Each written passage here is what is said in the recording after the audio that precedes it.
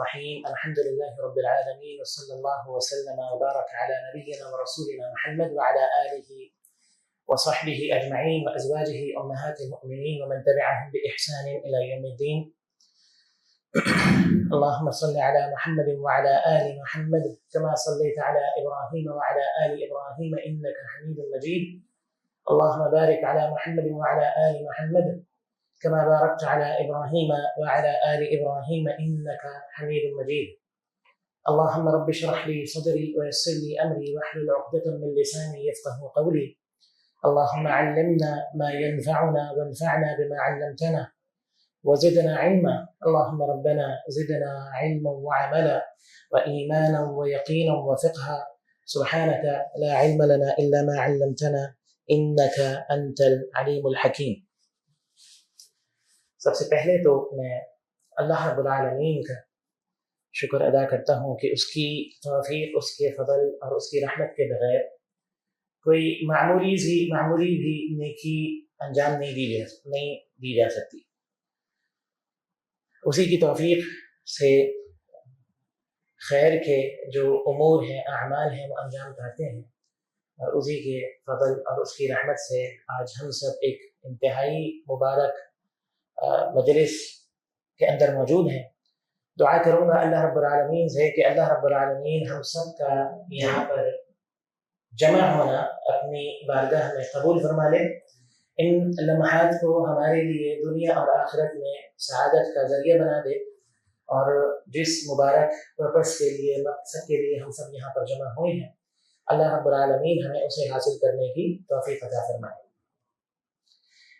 اس کے بعد میں تہہ دل سے مشکور ہوں الشفا اسلامک سینٹر اور ہمارے بہت ہی عزیز اور فاضل محترم شیخ ڈاکٹر عبدالجبار بلال صاحب حفظہ اللہ ورعاہ کا، کہ انہوں نے بڑی محبت کے ساتھ اور بہت ہی ایک جسے کہنے کے میں ایک قدر کے ساتھ انہوں نے یہ ایک مبارک مجلس اس جگہ پر منعقد کی، اور مجھے یہ موقع دیا کہ رسول اللہ صلی اللہ علیہ وسلم کی حیات طیبہ کے کچھ پہلوؤں کو آپ کے سامنے میں رکھ سکوں. اللہ تعالیٰ سے دعا ہے کہ رب العالمین شیخ کی علم میں، عمل میں، شیخ کی زندگی میں خوب برکت عطا فرمائے، اور اس ادارے کو اللہ رب العالمین ایک رول ماڈل اور ایک بنیادی مرکز اپنی رحمت سے بنا دے. اور جو بھی جہود اور محنتیں اور کاوشیں یہاں پر ہو رہی ہیں، اللہ رب العالمین ان سب کو اپنی بارگاہ کے اندر قبول فرمائے اور دنیا اور آخرت میں نجات اور کامیابی کا ذریعہ بنا دے. بارک اللہ فیکم جمیعا. ابتدا میں 3 بنیادی باتیں سمجھ لیجیے. سب سے پہلی بات تو یہ ہے کہ یہ ایک ورکشاپ ہے، یہ کوئی جسے کہنے کہ کوئی درس نہیں ہے، کوئی خطبہ نہیں ہے، لہذا جو اس کا انداز ہے وہ درس یا خطبے کا انداز نہیں ہوگا. ایک افہام و تفہیم کا جو ایک انداز ہوتا ہے، ایک تعلیم کا، ایک تدریس کا، پڑھنے پڑھانے کا جو ایک انداز ہوتا ہے، انشاءاللہ اس انداز کو ہم اختیار کریں گے. اور میں چاہوں گا کہ آپ بھی میرے ساتھ جو ہے نا وہ شامل ہوں، اور ہم مل کر جو ہے رسول اللہ صلی اللہ علیہ وسلم کی سیرت کو پڑھیں. پہلی بات تو یہ ہے. دوسری بات یہ ہے کہ وقت ہمارے پاس بہت مختصر ہے. شیخ کتنا وقت ہے ہمارے پاس؟ جتنا 8 بجے تک کا وقت ہمارے پاس موجود ہے. تو جتنی بھی توفیق میسر ہوئی اللہ رب العالمین کی توفیق سے، میں کوشش کروں گا کہ جس حد تک ڈلیور کر سکوں آپ کے سامنے رسول اللہ صلی اللہ علیہ وسلم کی سیرت کے جو پہلو ہیں وہ آپ کے سامنے رکھنے کی کوشش کروں گا باللہ توفیق. تو دوسری بات تو یہ سمجھ لیجئے کہ وقت مختصر ہے، اور ہم اس ایک نشست میں رسول اللہ صلی اللہ علیہ وسلم کی سیرت کا احاطہ کرنا تو بہت دور کی بات ہے. ہم سیرت کا وہ حصہ جس حصے کا ہم نے انتخاب کیا ہے، اور اس حصے کا ہم نے انتخاب کیوں کیا ہے، میں اس پر بھی انشاءاللہ بات کروں گا. وہ بھی مشکل ہے کہ ہم اس کو جو ہے نا وہ صحیح معنوں میں جو ہے نا وہ پڑھ سکیں. تو اس دوسری بات سے ریلیٹ میری تیسری بات ہے کہ ہم ذرا تھوڑا سا جسے کہنے کہ تیز چلیں گے. میں چاہ رہا ہوں کہ کچھ چیزیں آپ کی نظر سے گزر جائیں. ہاں جو جسے کہہ لیں کہ کچھ جگہیں ایسی ہوں گی جہاں ہم تھوڑا سا ڈیپلی جائیں گے اور ذرا تھوڑا سا ان میں تفصیل کے ساتھ بات کریں گے. کچھ جگہ ایسی ہوں گی جہاں بہت مختصر بات کریں گے اور کچھ جگہ ایسی ہوں گی جن کو ہمیں بس اپنی نظر سے گزارنا ہوگا. تو مجھے آپ کا فوکس چاہیے, ٹھیک ہے, یہ مختصر سے وقت کے لیے. اللہ رب العالمین آپ کو برکت عطا فرمائے. ایک بات اور اس حوالے سے سمجھ لیجیے, لیکن سیرت جو ہے اس کا ایک حصہ تو نالج ہے کہ رسول اللہ صلی اللہ علیہ وسلم کی سیرت کی نالج آپ کو حاصل ہو جائے, آپ کو معلوم ہو جائے کہ سیرت نبی علیہ السلام کی 63 سالہ زندگی کیسی تھی. اور ایک ہے علم کے ساتھ یا تعلیم کے ساتھ تربیت, جو اصل ہمارا ہدف ہونا چاہیے. لہذا آج کی اس نشست کا ایک ہدف ہم سب کے سامنے واضح ہونا چاہیے اور کلیئر ہونا چاہیے. وہ یہ ہے کہ رسول اللہ صلی اللہ علیہ وسلم کی سیرت طیبہ کی روشنی میں ہم تربیت اپنی کر سکیں اور تربیت حاصل کر سکیں. لہذا آپ اللہ کے پیارے حبیب علیہ الصلوۃ والسلام کی جو سیرت ہے اس سیرت کو ایک آئینے کے طور پر دیکھیں. ہم آئینے کے سامنے کھڑے ہوتے ہیں, کیا کرتے ہیں؟ جی آپ میرے ساتھ, میں نے کہا نا میں آپ کو اپنے ساتھ شامل کروں گا اور آپ میرے ساتھ شامل ہوں گے. تو ہم آئینے کے سامنے کھڑے ہوتے ہیں اور اپنے جو بھی ہمیں اپنے ظاہری عیوب نظر آتے ہیں ہم اس کو درست کرتے ہیں. تو رسول اللہ صلی اللہ علیہ وسلم کی سیرت طیبہ ہمارے لیے کیا ہے؟ ہمارے لیے ایک آئینہ ہے. ہم نے خود کو اس پر پیش کرنا, ہم نے اپنے گھر کو اس پر پیش کرنا ہے, ہم نے اپنی سوسائٹی کو, اپنے معاشرے کو اس پر پیش کرنا ہے, ٹھیک ہے. اپنی سراؤنڈنگ اور ہمارا جو بھی ارد گرد کا ماحول ہے ہم نے اسے اللہ کے پیارے حبیب کی سیرت پر پیش کرنا ہے. پھر سب سے امپورٹنٹ بات یہ ہے کہ ہم اپنی زندگی کے اندر جس فیلڈ سے یا شعبے سے وابستہ ہیں, جو بھی ذمہ داریاں ہم نبھا رہے ہیں, ہم نے اس شعبے کو, اس فیلڈ کو اور اپنی جو جاب ہے اور اپنی جو رسپانسبلٹیز ہیں, ذمہ داریاں ہیں, ہم وہ پیش کریں کس پر؟ اللہ کے پیارے حبیب علیہ السلام کی سیرت پر, تاکہ ہم یہ جان سکیں کہ ہم کہاں کھڑے ہیں, ہمارے ویک پوائنٹس کیا ہیں, ہمارے عیوب کیا ہیں, ہمارے نقائص کیا ہیں, اور سیرت طیبہ کی روشنی میں ہم ان کو درست کر سکیں اور اپنی اصلاح کر سکیں. یہ اصل پرپس ہے, ہدف ہے, مقصد ہے اس پوری ورکشاپ کا, پریزنٹیشن کا, ڈسکشن کا, جو انشاءاللہ ہم حاصل کرنے کی کوشش کریں گے. لہذا اسے سامنے رکھتے ہوئے میرا ایک طریقہ ہے, میں کوشش یہ کروں گا کہ سیرت کے جس پہلو کو بھی ہم پڑھیں گے اس سے جو تربیتی پہلو نکلتے ہیں ہم ان پہلوؤں پر روشنی ڈالنے کی کوشش کریں گے تاکہ ہماری تربیت ہو سکے. اچھا جی, اب میرے کچھ سوالات ہیں تاکہ ہم اپنے موضوع میں باقاعدہ داخل ہو سکیں. سب سے پہلا سوال یہ ہے, رسول اللہ صلی اللہ علیہ وسلم کی حیات طیبہ کتنی ہے, مکمل کتنے سالوں پر مشتمل ہے؟ 63 سال, 63 ایئرز, ایسا ہے کہ نہیں ہے؟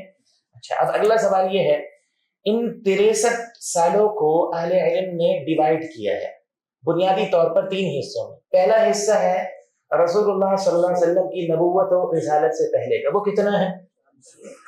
40 ایئرز, 40 سال, ٹھیک ہے. 40 سال آپ نے محمد بن عبداللہ کی حیثیت سے گزارے, اس کے بعد پھر آپ کو محمد الرسول اللہ صلی اللہ علیہ وسلم کا منصب اور شرف عطا کیے گئے. اچھا, یہ ایک حصہ ہو گیا نبوت رسالت سے پہلے. اچھا, دوسرا حصہ جو اللہ کے پیارے حبیب علیہ السلام کی نبوت و رسالت کا ہے. نبوت و رسالت کو اہل علم یا اہل سیر 2 حصوں میں ڈیوائیڈ کرتے ہیں, ایک حصہ مکی اور دوسرا حصہ مدنی. اچھا, اب اگلا سوال یہ ہے, مکی حصہ کتنا ہے اور مدنی حصہ کتنا ہے؟ ٹوٹل کتنا ہے نبوت کا؟ 23 میں سے مکی, اب سب متفق ہیں 13, دیکھ لیں ایسے ہی ہے جی, بالکل ٹھیک ہے. 13 سال مکہ اور 10 سال مدینہ. ایک بہت اہم سوال ہے, اور آپ نے آج کے جو ٹاپکس دیکھے ہیں ان میں ایک ٹاپک تھا रसूलुल्लाह सल्लल्लाहु अलैहि वसल्लम के मक्की दौर का बयान, ऐसा है कि नहीं है? क्यों? क्योंकि मक्की दौर जो है वो रियासत मदीना की जी बुनियाद है। अब यहाँ पर क्वेश्चन मार्क है कि मक्की दौर रियासत मदीना की बुनियाद कैसे, ठीक है? तो हम थोड़ा सा उसको डिस्कस करेंगे। तो लिहाजा सबसे पहली जो बात है इस ताल्लुक से वो इस सवाल के जवाब में पिन्हा है। सवाल ये है कि रसूलुल्लाह सल्लल्लाहु अलैहि वसल्लम का मक्की दौर ज़्यादा है या मदनी दौर ज़्यादा है? जी, मक्की दौर ज़्यादा है ना। अहकाम कहाँ पर नाजिल हो, अहकामात कहाँ नाजिल हो? मदीना में, ठीक है। अच्छा, अब मेरे साथ ज़रा काउंट करें आप। नमाज कहाँ नाजिल हुई? नहीं, मक्का में, लेकिन बिल्कुल बिल्कुल एंड में, बिल्कुल एंड में, ठीक है। इस्लाम की बुनियाद कितने उमूर पर है? 5। सबसे पहले तौहीद व रिसालत, ठीक है, शहादतैन जिसे कहते हैं, नंबर 1। नंबर 2 नमाज, ठीक है, नमाज नाजिल हुई मक्की दौर के बिल्कुल एंड में। नंबर 3 रोजा, रोजा कहाँ नाजिल हुआ? मदीना में। नंबर 4 ज़कात, ज़कात कहाँ पर फर्ज हुई? मदीना में। नंबर 5 हज, कहाँ फर्ज हुआ? मदीना के अंदर। और फिर आप ले लें जिसे नबी अलैहिस्सलाम ने फरमाया इस्लाम, इस्लाम की जो कोहान है, चोटी है, क्या है? जिहाद। जिहाद कहाँ फर्ज हुआ? या यूं कहने जिहाद की इजाजत कहाँ मिली? फर्ज तो मरहला एक मर्तबा ऊपर का है ना, इजाजत भी नहीं थी मक्की दौर के अंदर जिहाद की। ये जिहाद की इजाजत कहाँ मिली? मदीना तय्यबा में। अब यहाँ सवाल ये पैदा होता है कि रसूलुल्लाह सल्लल्लाहु अलैहि वसल्लम मक्का के अंदर या मक्की दौर में जो मदीने या मदनी दौर से ज्यादा है, जो ज्यादा अरसा है, अल्लाह के पैगंबर मक्का में क्या करते रहे? सवाल समझ में आया? ना नमाज है, ना रोजा है, ना ज़कात है, ना हज है, ना जिहाद है, कुछ भी नहीं है ना। और जितने भी और अहकामात हैं, मिसाल के तौर पे अभी रियासत तो कायम ही नहीं हुई, तो लिहाजा निज़ाम तो मौजूद ही नहीं है, निज़ाम तो मौजूद नहीं है ना। निज़ाम तो मदीना की रियासत कायम होने के बाद निज़ाम मुरतब हुआ ना, माशी निज़ाम मुरतब हुआ, फिर इसी तरह जिसे आप कह लें कि माशरती निज़ाम दिया गया, तहजीब, तमद्दुन, सकाफत, कल्चर दी गई, ठीक है, सियासत दी गई। ये सब कहाँ दी गई? मदीना में। मक्का में क्या करते रहे रसूलुल्लाह सल्लल्लाहु अलैहि वसल्लम? सवाल वादे है? जवाब जी जी, तबलीग जी। क्या मदीना में तबलीग नहीं करते थे? जी, अकीदा, अहसन, और कोई तौहीद, और कोई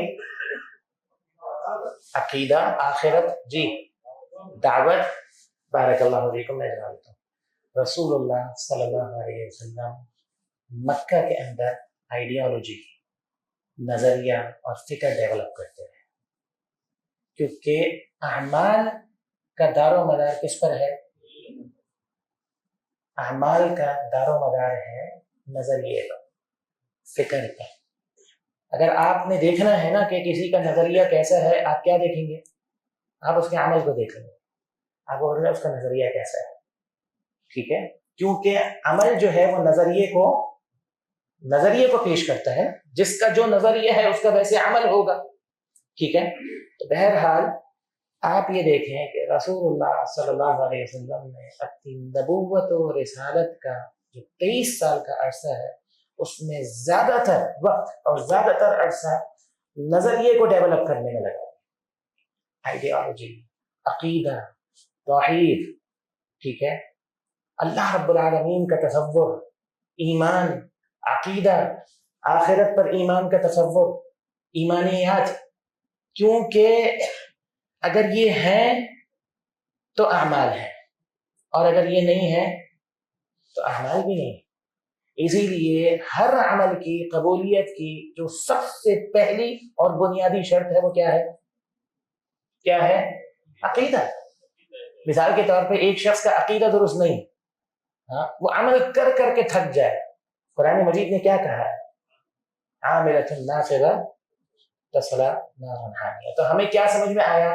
ریاست مدینہ کی جو بنیاد رکھی گئی وہ مکہ میں رکھی گئی، ٹھیک ہے، اور ریاست مدینہ میں جو نظام، جو سسٹم دیا گیا وہ کس پر ڈیپینڈ کرتا تھا؟ آئیڈیالوجی پر، فکر پر، نظریے پر۔ بات کلیئر ہے، واضح ہے؟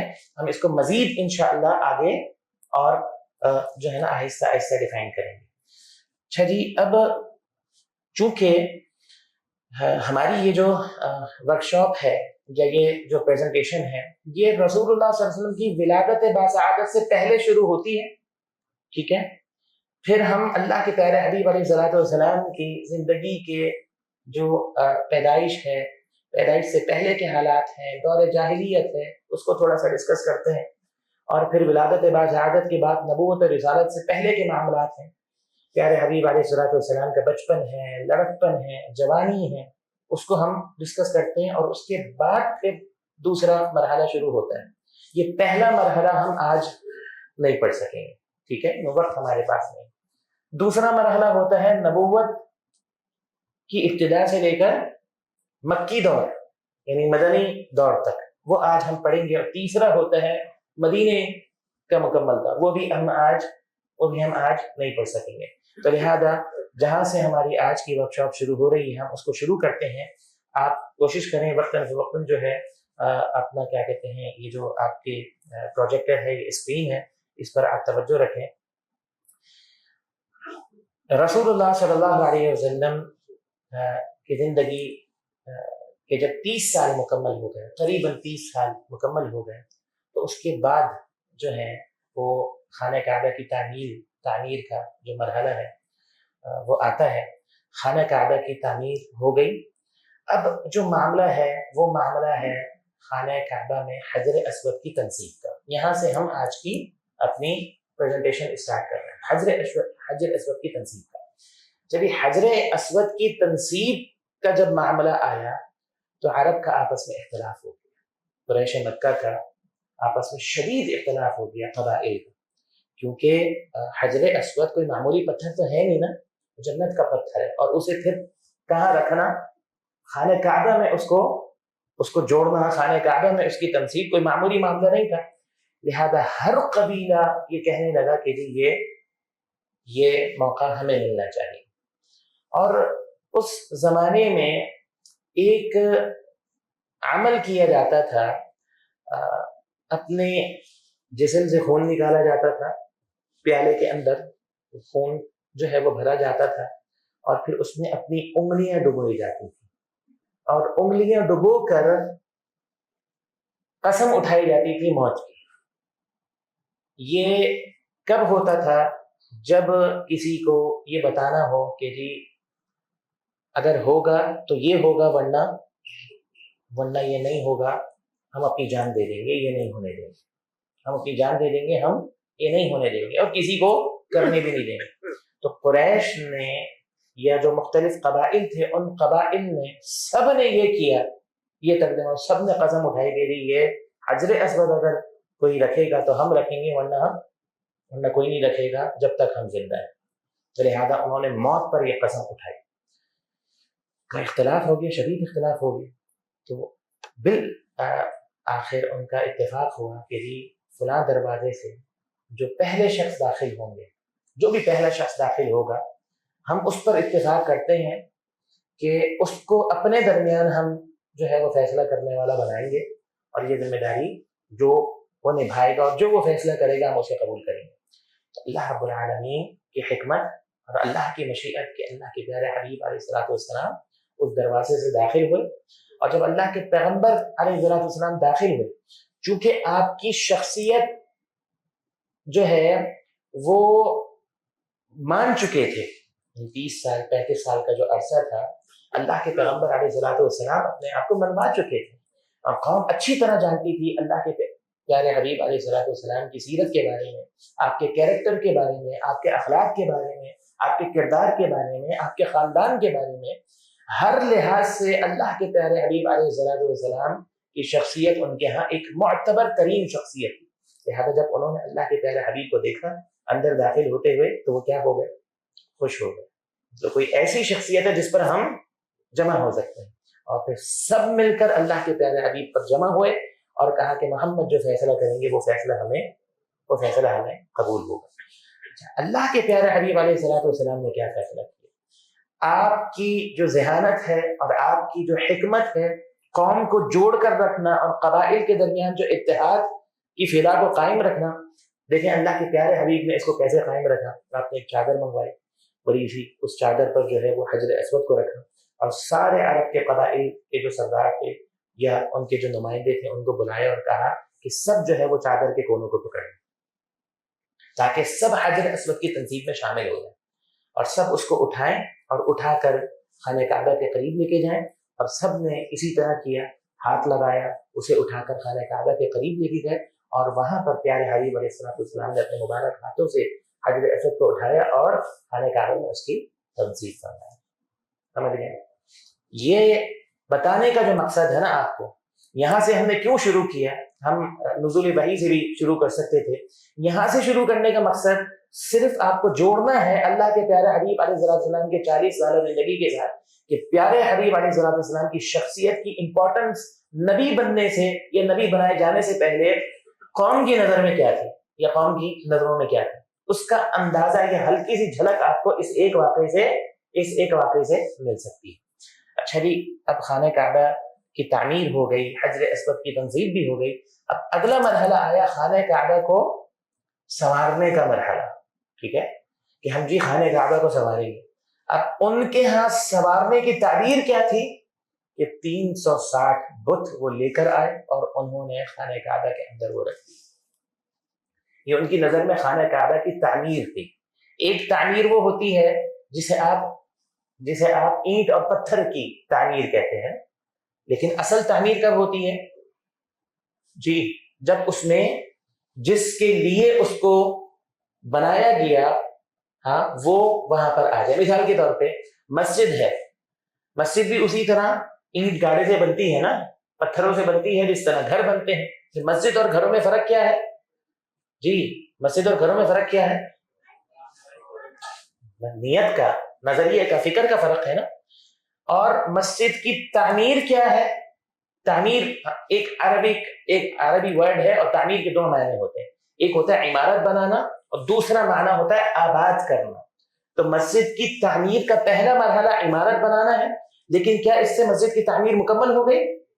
मस्जिद की तामीर उस वक्त तक मुकम्मल नहीं हो सकती जब तक कि मस्जिद जिस पर्पस के लिए, मकसद के लिए बनाई ना जाए, वो मकसद हासिल ना हो जाए। और वो क्या है? वो उसे आबाद करना है।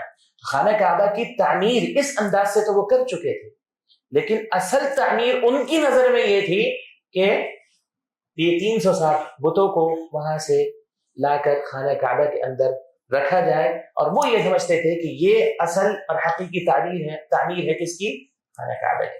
रसूलुल्लाह सल्लल्लाहु अलैहि वसल्लम ने जब ये देखा, यहाँ पर एक पॉइंट या एक नुक्ता ये समझ लीजिए कि हर नबी, सिर्फ अल्लाह के प्यारे हबीब नहीं सल्लल्लाहु अलैहि वसल्लम, कोई भी नबी जिसको अल्लाह ने नबूवत और रिसालत का शर्फ अता करना होता है, बचपन से अल्लाह रब्बुल आलमीन उसकी हिफाजत फरमाता है। और वो शिर्क से दूर होते हैं, वो शिर्क से बेजार होते हैं और वो शिर्क से बरी होते हैं और उसको बुरा समझते हैं।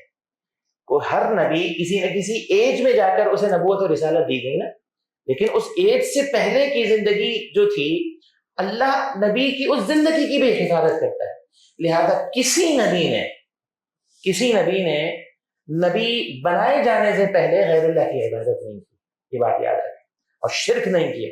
अल्लाह के प्यारे हबीब अलैहिस्सलाम अगरचे अभी नबी नहीं बनाए गए थे, लेकिन जब अल्लाह के पैगंबर अलैहिस्सलाम अपनी कौम को देखते, मुशरिकीन को देखते शिर्क के अंदर मुब्तला, तो आप क्या होता? आपको तकलीफ होती, आप परेशान हो जाते हैं, आप बुरा समझते हैं, आप उसको नापसंद समझते। तो अल्लाह के पैगंबर अलैहिस्सलाम ने जब ये देखा तो आप बिल्कुल अपनी एक आदत की तरह आपने इसको बहुत बुरा जाना, बुरा समझा, और अल्लाह के पैगंबर बेचैन हो गए। और बिल आखिर आपने ये फैसला किया कि जी मैं अब इन सब को छोड़ दूंगा और मैं कहाँ चले जाऊंगा जी? अगला मरहला गारे हिरा। अब गारे हिरा का जो मामला है ना, आप دیکھیے گا کہ رسول اللہ صلی اللہ علیہ وسلم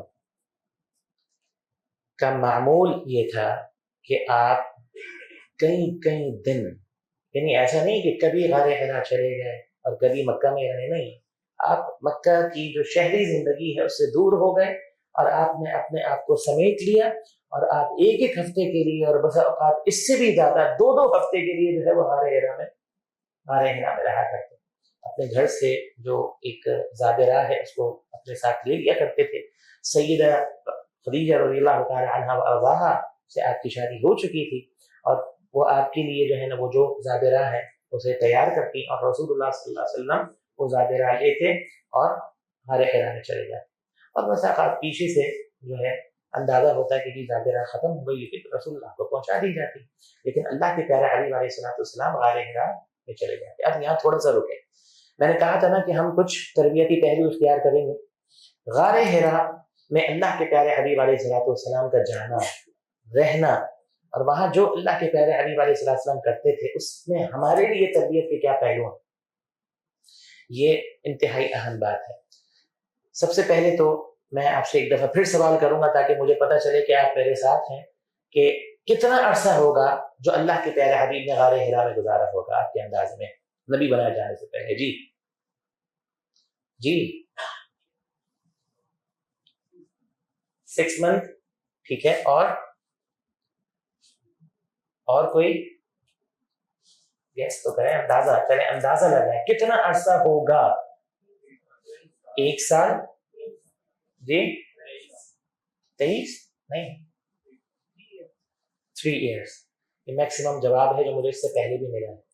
5 سال کا عرصہ اللہ کے پیغمبر علیہ الصلوۃ والسلام نے اس روٹین کے ساتھ گزارا ہے۔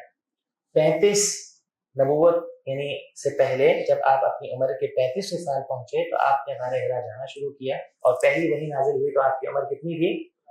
آپ کی عمر 40 سال تھی، تو کتنا ہو گیا؟ 5 سال تک۔ یہ کوئی معمولی بات ہے؟ جواب دیں، آسان بات ہے؟ اچھا، تو یقیناً اس میں اللہ کی کوئی نہ کوئی حکمت ہوگی یا نہیں ہوگی؟ مطلب اللہ کی حکمت اور مشیت کے بغیر تو نہیں ہو رہا نا۔ اچھا، اللہ کی حکمت اور مشیت اس میں کیا تھی؟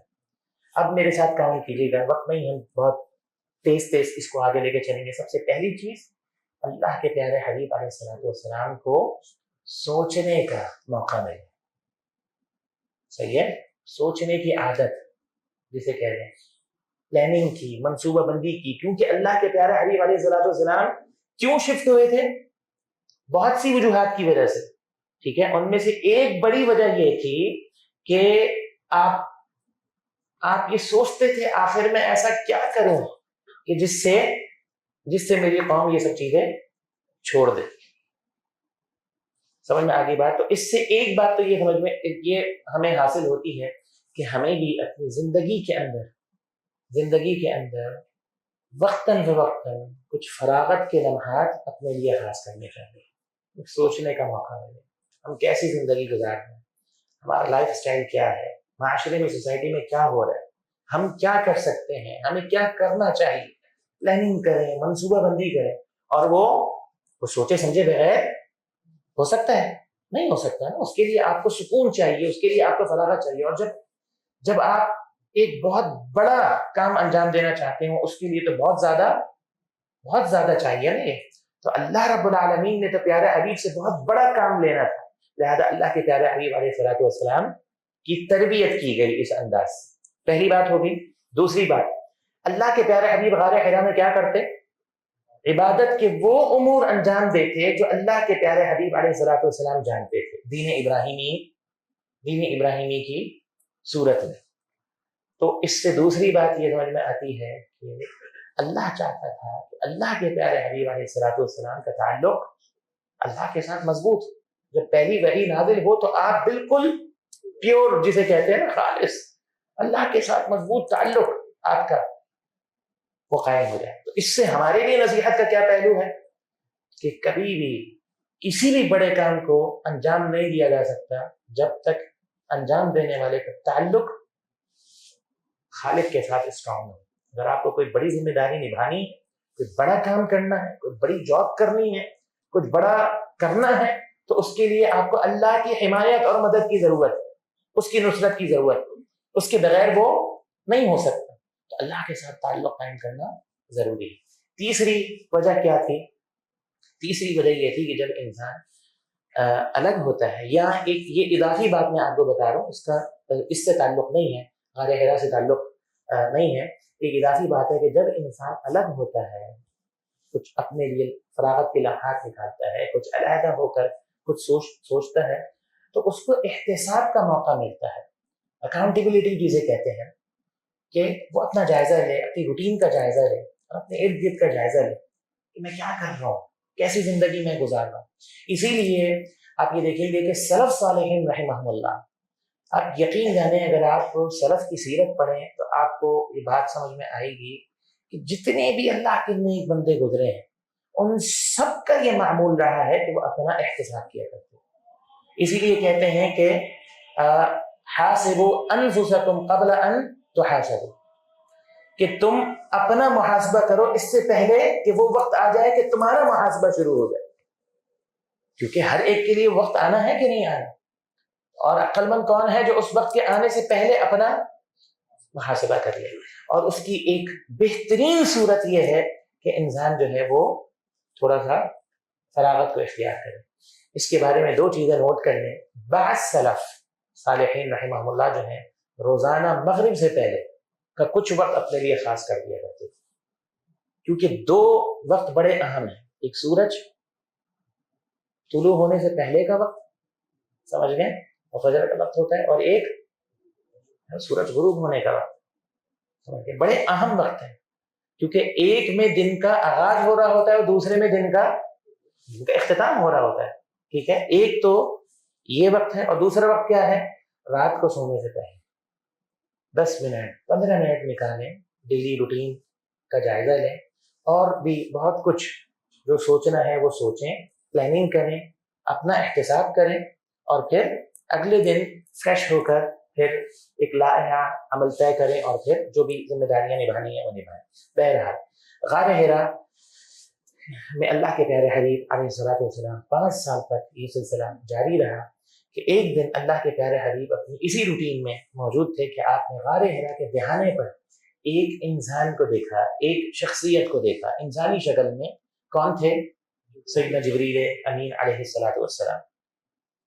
اچھا، اس سے پہلے کا ایک مرحلہ ہے وہ آپ کے سامنے جو ہے اسکرین پر موجود ہے، کہ آپ کو نزول وحی سے پہلے کچھ خواب آنا ایسے شروع ہوئے کہ آپ ایک خواب دیکھتے اور پھر فوراً بعد آپ کو اس کی تعبیر نظر آ جاتی، جو آپ کو خواب میں دکھایا گیا وہی جو ہے آپ اپنے سامنے دیکھتے.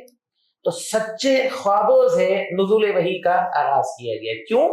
تاکہ یعنی آپ یہ سمجھیں یہ اللہ کے پیارے حبیب کی تیاری کے مراحل، کہ کس طرح اللہ کے پیغمبر کا دل میں ایک کراہت کا احساس شرک کے لیے، آپ کا پریشان ہونا، پھر آپ کا اپنے آپ کو اس ماحول سے الگ کرنا، اور پھر اپنے آپ کو غار حرا لے جانا، اور پھر وہاں پر اللہ کے ساتھ تعلق کو مضبوط کرنا، اور پھر ایک سوچنا سمجھنا، امور عبادت انجام دینا، اور اس کے بعد پھر اگلا مرحلہ سچے خواب. یہ کیا تھا سارا؟ یہ اللہ تیار کر رہا تھا اپنے پیارے حبیب علیہ السلام کو ایک عظیم منظر کے لیے. اور اس کے بعد کیا ہوا؟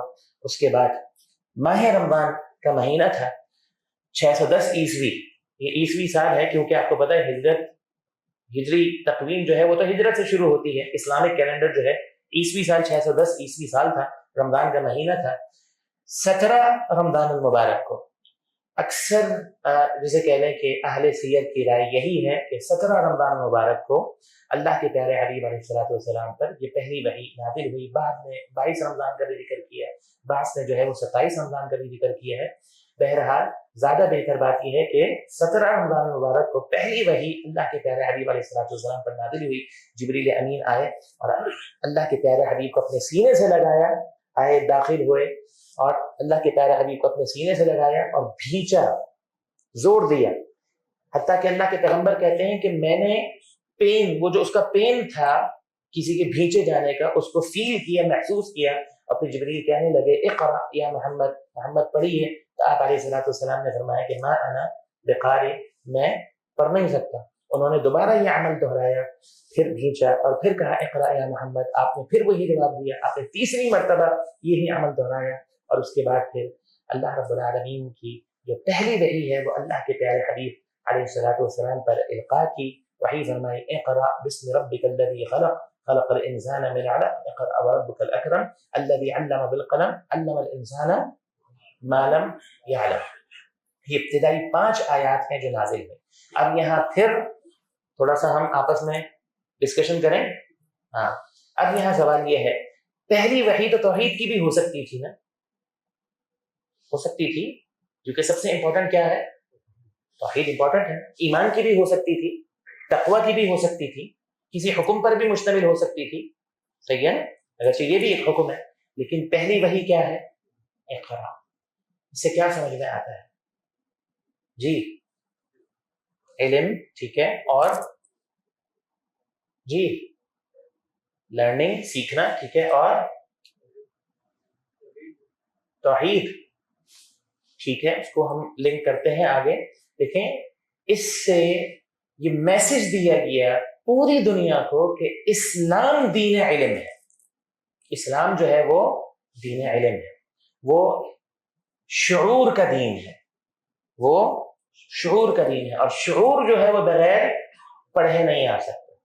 سب سے پہلے اللہ کے پیغمبر کی حدیث ہے، کسے پیدا کیا گیا ہے نا؟ حدیث، قلم کو پیدا کیا گیا، ٹھیک ہے۔ آپ یہ دیکھیں کہ قلم کا ذکر بھی ہے قرآن مجید میں۔ اب یہاں پر توحید، ایمان، تقوی، ان سب کا تعلق کس کے ساتھ ہے؟ علم کے ساتھ۔ علم کے بغیر توحید کیسے آئے گی؟ علم کے بغیر ایمان کیسے آئے گا؟ علم کے بغیر تقوی کیسے آئے گا؟ اللہ تعالیٰ کیا فرماتا ہے؟ انما یخشی اللہ من عبادہ العلماء۔ علم کے بغیر اللہ کی خشیت کیسے آئے گی؟ آپ اللہ کو جانتے ہی نہیں ہیں، نہ اللہ کی ذات کو جانتے ہو، نہ اللہ کے مبارک ناموں کو جانتے ہو، نہ اس کی بلند و باکمال صفات کو جانتے ہو، تو کیسے اس کی قدر، اس کی عظمت، اس کی محبت دل میں پیدا ہو؟ یہ کس سے پیدا ہوتا ہے؟ سب علم سے پیدا ہوتا ہے۔ لہذا ہمیں یہ بات سمجھ میں آتی ہے کہ آج اس کو تھوڑا سا لنک کریں ہم اپنے ساتھ اور اپنے معاشرے، سوسائٹی کے ساتھ۔ یہ الفاظ میرے نوٹ کیجئے گا، دین اسلام کا امتیاز علم ہے، دین اسلام کا امتیاز علم ہے، ٹھیک ہے۔ اسی لیے آپ جتنی بھی تاریخ کے اندر ادوار دیکھیں گے، اسلام اور اہل اسلام کی ترقی اور عروج کے وہ کون سے ادوار ہیں کہ جب اہل اسلام کے پاس علم تھا، اہل اسلام کے پاس علم تھا۔ لہذا ہم بڑی آسانی کے ساتھ آج یہ فیصلہ کر سکتے ہیں کہ آج ہماری تنزلی، آج ہماری بربادی، آج ہماری ناکامی، آج ہماری مغلوبیت کی جو بیسک اور بنیادی وجہ ہے وہ کیا ہے؟ وہ جہالت۔ اب آپ یہ دیکھیں، صرف آپ اپنے ارد گرد ماحول، معاشرے کو، اپنی قوم کو دیکھ لیں تو آپ یہ بات سمجھیں گے، ہمارے ہاں جذباتیت ہے کہ نہیں ہے؟ کتنی جذباتیت ہے، حمیت، غیرت۔ کوئی سیاسی، اپنی سیاسی میلان رکھتے ہوئے سیاسی جماعت کے لیے جذباتیت کسی کے اندر ہے، حمیت و غیرت ہے۔ کسی کی جذباتیت اپنے مذہب اور مسلک کے لیے ہے کہ نہیں ہے؟ کسی کی جذباتیت اپنی زبان کے لیے ہے، کسی کی جذباتیت اپنے علاقے کے لیے ہے، کسی کی جذباتیت اپنی قوم، قبیلے کے لیے ہے۔ اور یہ جو جذباتیت ہے، یہ فطری جذبہ ہے کہ نہیں ہے؟ اسے ختم کیا جا سکتا ہے؟ ختم نہیں کیا جا سکتا۔ یہ میرا اور آپ کی چوائس نہیں ہے، یہ میرا اور آپ کا اختیار نہیں ہے۔ اسے بیلنس کیا جا سکتا ہے، اسے مثبت استعمال کیا جا سکتا ہے، اور اس کا واحد ذریعہ کیا ہے؟ جی، اس کا واحد ذریعہ علم ہے۔ اسی لیے کہتے ہیں جذبات ختم نہ کرو، بلکہ جذبات کو صحیح استعمال کرنا سکھاؤ۔ حمیت اور غیرت بہت عظیم صفت ہے کہ جو قوم یا جو مجتمع، جو معاشرہ، سوسائٹی یا جو فرد حمیت اور غیرت سے عاری ہو جائے تو کچھ باقی نہیں رہتا پیچھے۔ حمیت اور غیرت کو ختم نہیں کرنا، کیا کرنا ہے؟ بتانا ہے کہ یہ اس کے مثبت پہلو ہیں اور یہ اس کے منفی پہلو، اور وہ کون بتائے گا؟ علم بتائے گا۔ اب آخری بات اس تعلق سے سمجھ لیجیے، علم کی 2 قسمیں ہے کہ نہیں؟ بنیادی طور پر ایک اکیڈمک علوم ہے، جسے آپ عصری علوم سے تعبیر کرتے ہیں، دنیا کے مختلف علوم و فنون ہیں، آپ اس سے بھی کنارہ اختیار نہیں کر سکتے، کیونکہ علم کی اپنی جگہ ایک امپورٹنس ہے اور اس کی جگہ کوئی نہیں لے سکتا، ٹھیک ہے؟ اور اس میں کوئی دو رائے نہیں ہے، دنیا کے اندر کامیابی اور ترقی جو ہے وہ دین اور دنیا دونوں علوم کے ساتھ منسلک ہے، اس بات کو یاد رکھیں۔ اسی لیے آپ دیکھیں گے کہ جن ادوار میں دین اسلام کا غلبہ تھا ان ادوار میں دینی علوم کے ساتھ ساتھ دنیاوی علوم بھی موجود تھے۔ خاص طور پہ آپ یہ دیکھیں، اگر میں آپ سے سوال کروں کہ وہ سنہری ادوار، یعنی میڈیکل سائنس کے اندر کہہ لیں یا اپنا کیا کہتے ہیں فزکس کے اندر کہہ لیں یا میتھمیٹکس کے اندر کہہ لیں یا دیگر اور جو اپنا کیا کہتے ہیں فیلڈز ہیں، کسی بھی فیلڈ کے اندر کہہ لیں، مؤسس کون ہے؟ سارے مسلمان ہیں آپ کے، اور یہ انسپریشن انہوں نے کہاں سے حاصل کی ہے؟ دینی علوم سے حاصل کی ہے۔ تو ہمیشہ یاد رکھیں دینی علم جو ہے وہ ہر اس سبب یا ذریعے یا وسیلے کو اختیار کرنے کا وہ کرتا ہے، ترغیب دلاتا ہے کہ جو انسان کو دنیا کے اندر غلبہ، اسی لیے اللہ تعالیٰ کیا فرماتا ہے، توجہ ادھر رکھیں، اعدوا لهم ما استطعتم من قوة ومن رباط الخيل ترهبون به عدو الله وعدوكم وآخرين من دونهم لا تعلمونهم الله يعلمهم۔ تو خلاصہ کلام کیا ہے کہ علم کی جو امپورٹنس ہے وہ بہت جو ہے وہ اہم ہے، اس سمجھنا جو ہے وہ ہمارے لیے ضروری ہے۔ لہذا میں آپ سے یہ گزارش کروں گا کہ اس موقع پر کہ اللہ کے لیے جو ہے آپ اپنے لیے اس کو لازم کر لیں کہ آپ کسی نہ کسی علمی سلسلے کے ساتھ جڑیں، میں سمجھتا ہوں یہ دور ایسا دور ہے، فتنوں کا دور ہے، جیسے کہ محترم شیخ حفظہ اللہ اپنے جب آیا تو فرما رہے تھے ڈاکٹر صاحب، یہ دور ایک ایسا دور ہے کہ جس دور کے اندر نجات کا راستہ جو ہے نا وہ صرف ایک ہی، اور وہ ہے علم نافع۔ تو لہٰذا دوسرا علم کون سا ہے؟ علم نافع۔ تو رسول اللہ صلی اللہ علیہ وسلم پر پہلی وحی کون سی نازل ہوئی؟ اقرأ بسم ربک الذی خلق۔ اور یہ باقاعدہ اسلام نے میسج دیا کہ اسلام کی ابتدا بھی علم سے ہے اور اسلام کا امتیاز بھی علم ہے، اور اسلام جو ہے وہ دین علم ہے اور دین شعور ہے۔ بارک اللہ فیک۔ اچھا آگے چلیے، پہلی وحی نازل ہوئی، اچھا نزول وحی کے بعد پھر ایک انقطاع آتا ہے۔ اچھا اس انقطاع سے پہلے جب اللہ کے پیارے حبیب علیہ الصلوۃ والسلام پر پہلی وحی نازل ہوئی تو اللہ کے پیغمبر علیہ الصلوۃ والسلام گھبرا گئے، بہت گھبرا گئے، اور اس کی وجہ کیا ہے؟ اس کی وجہ یہ ہے کہ وحی کا ایک اپنا برڈن ہوتا ہے، ایک اپنا بوجھ ہوتا ہے، ایک عام انسان اس بوجھ کو برداشت نہیں کر سکتا اور اس بوجھ کو اٹھانے کی اہلیت نہیں رکھتا۔ سیدہ فرماتی ہیں کہ سخت سردی میں جب اللہ کے پیارے حبیب علیہ الصلوۃ والسلام پر وحی کا نزول ہوتا تو اللہ کے پیغمبر پسینوں میں ڈوب جاتے تھے، اور ایک موقع پر ایک صحابی فرماتے ہیں کہ اللہ کے پیارے حبیب علیہ الصلوۃ والسلام کی جو ران مبارک تھی وہ میری ران مبارک پر تھی، مجھے ایسا لگا کہ جیسے میری ٹانگ ٹوٹ جائے گی، اتنا بوجھ میں نے محسوس کیا۔ تو رسول اللہ صلی اللہ علیہ وسلم جو ہے وہ کتنا بوجھ محسوس کرتے ہوں گے۔ بہرحال اللہ کے پیارے حبیب علیہ الصلوۃ والسلام پہنچے، اللہ کے پیارے حبیب علیہ الصلوۃ والسلام گھبراتے ہوئے گھر کی طرف آئے اور سیدہ خدیجہ رضی اللہ تعالی عنہا کے پاس پہنچے اور سیدہ سے کہنے لگے کہ زملونی کہ مجھے چادر اڑا دو، سارا ماجرا آپ کے سامنے رکھا اور کہنے لگے کہ انی اخشى علی نفسی، کہ میں جو ہوں وہ اپنی جان کی کو آپ ہی کی قوم، آپ ہی کے شہر سے باہر نکال دے گی۔ جب اللہ کے پیارے حبیب نے یہ بات سنی تو آپ بڑے حیران ہوئے، بڑے تعجب کے اندر مبتلا ہوئے کہ میری قوم میرے ہی شہر سے نکال دے گی۔ اچھا یہ تعجب آپ کو کیوں ہوا؟ یہ تعجب آپ کو اس لیے ہوا کہ اس وقت تک جو اللہ کے پیغمبر کا مقام اور حیثیت تھی قوم میں کسی اور کو حاصل نہیں تھی۔ تو اللہ کے پیغمبر کے لیے سمجھنا جو ہے، یعنی جسے کہنے کہ یہ چیز آپ کے لیے عام نہیں تھی، یہ بہت سادی نہیں تھی کہ اللہ کے پیغمبر کو انہی کی قوم انہی کے گھر سے نکالیں. تو اس کے بعد ورقہ نے کہا کہ نہیں، جس نبی نے بھی یہ فریضہ اور یہ منصب نبھایا ہے، اس کو اس کی قوم نے اس کے گھر سے نکالا ہے اور اس کی مخالفت میں کھڑی ہو گئی. اس پر انشاءاللہ ہم تھوڑی آگے بات کریں گے. اس کے بعد کیا ہوا؟ اس کے بعد وحی کے اندر وقفہ آیا. جی کتنا؟ اس کے بارے میں بھی اہل سیر کا اختلاف ہے. بعض کہتے ہیں 3 مہینے، بعض کہتے ہیں 6 مہینے. واللہ تعالی عالم. اکثر مؤرخین نے جو ہے یا اہل سیر نے 3 مہینے کا ذکر کیا ہے کہ یہ 3 مہینے کا کم از کم وقفہ تھا جو وحی میں آیا. اس کے بعد اللہ کے پیارے حبیب پر دوسری وحی نازل ہوئی، یا ایھا المدثر قم فانذر، کہ اے اوڑھنے والے اٹھیے اور اب دعوت کا آغاز کیجیے.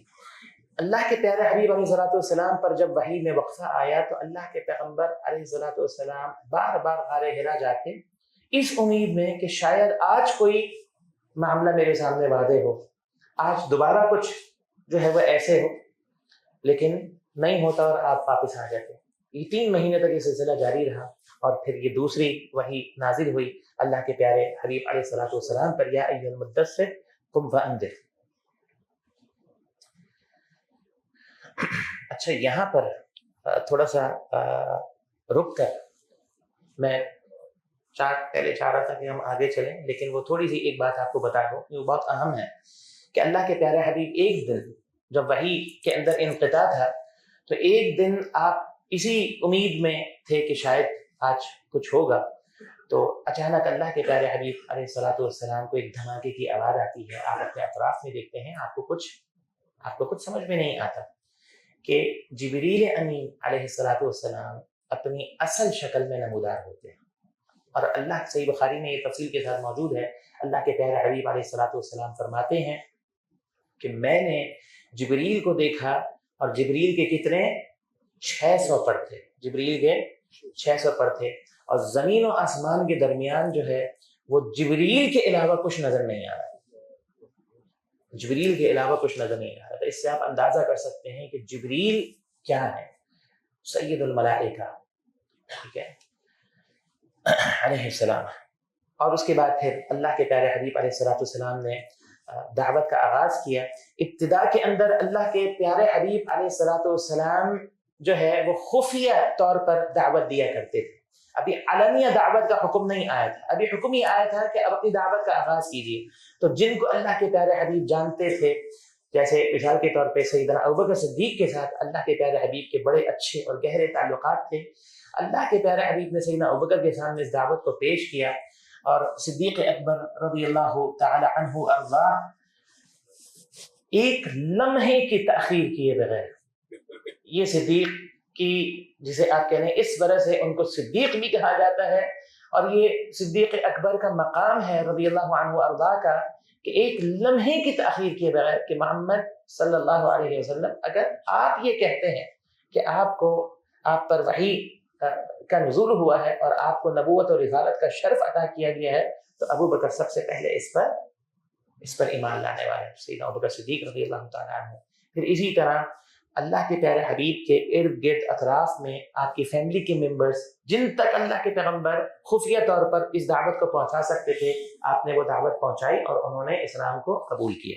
ایک فہرست ہے آپ کے سامنے چھوٹی سی.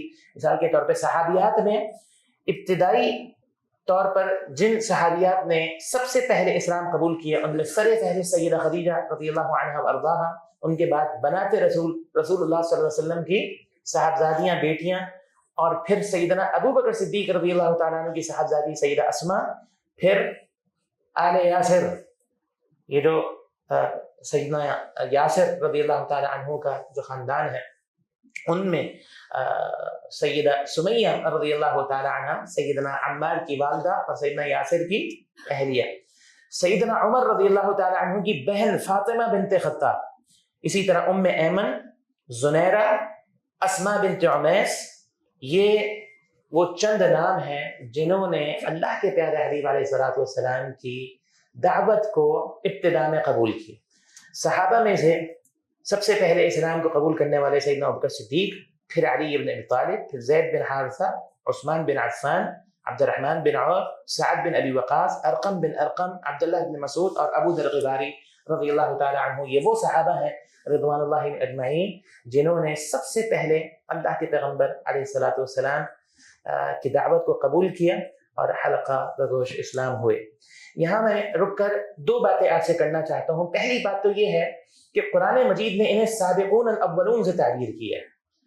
تمام صحابہ میں، یا اس سے پہلے یہ سمجھ لیجئے کہ امت محمدیہ کے اندر قیامت تک آنے والے تمام اہل اسلام میں سب سے افضل طبقہ کون سا ہے؟ کون سا طبقہ ہے؟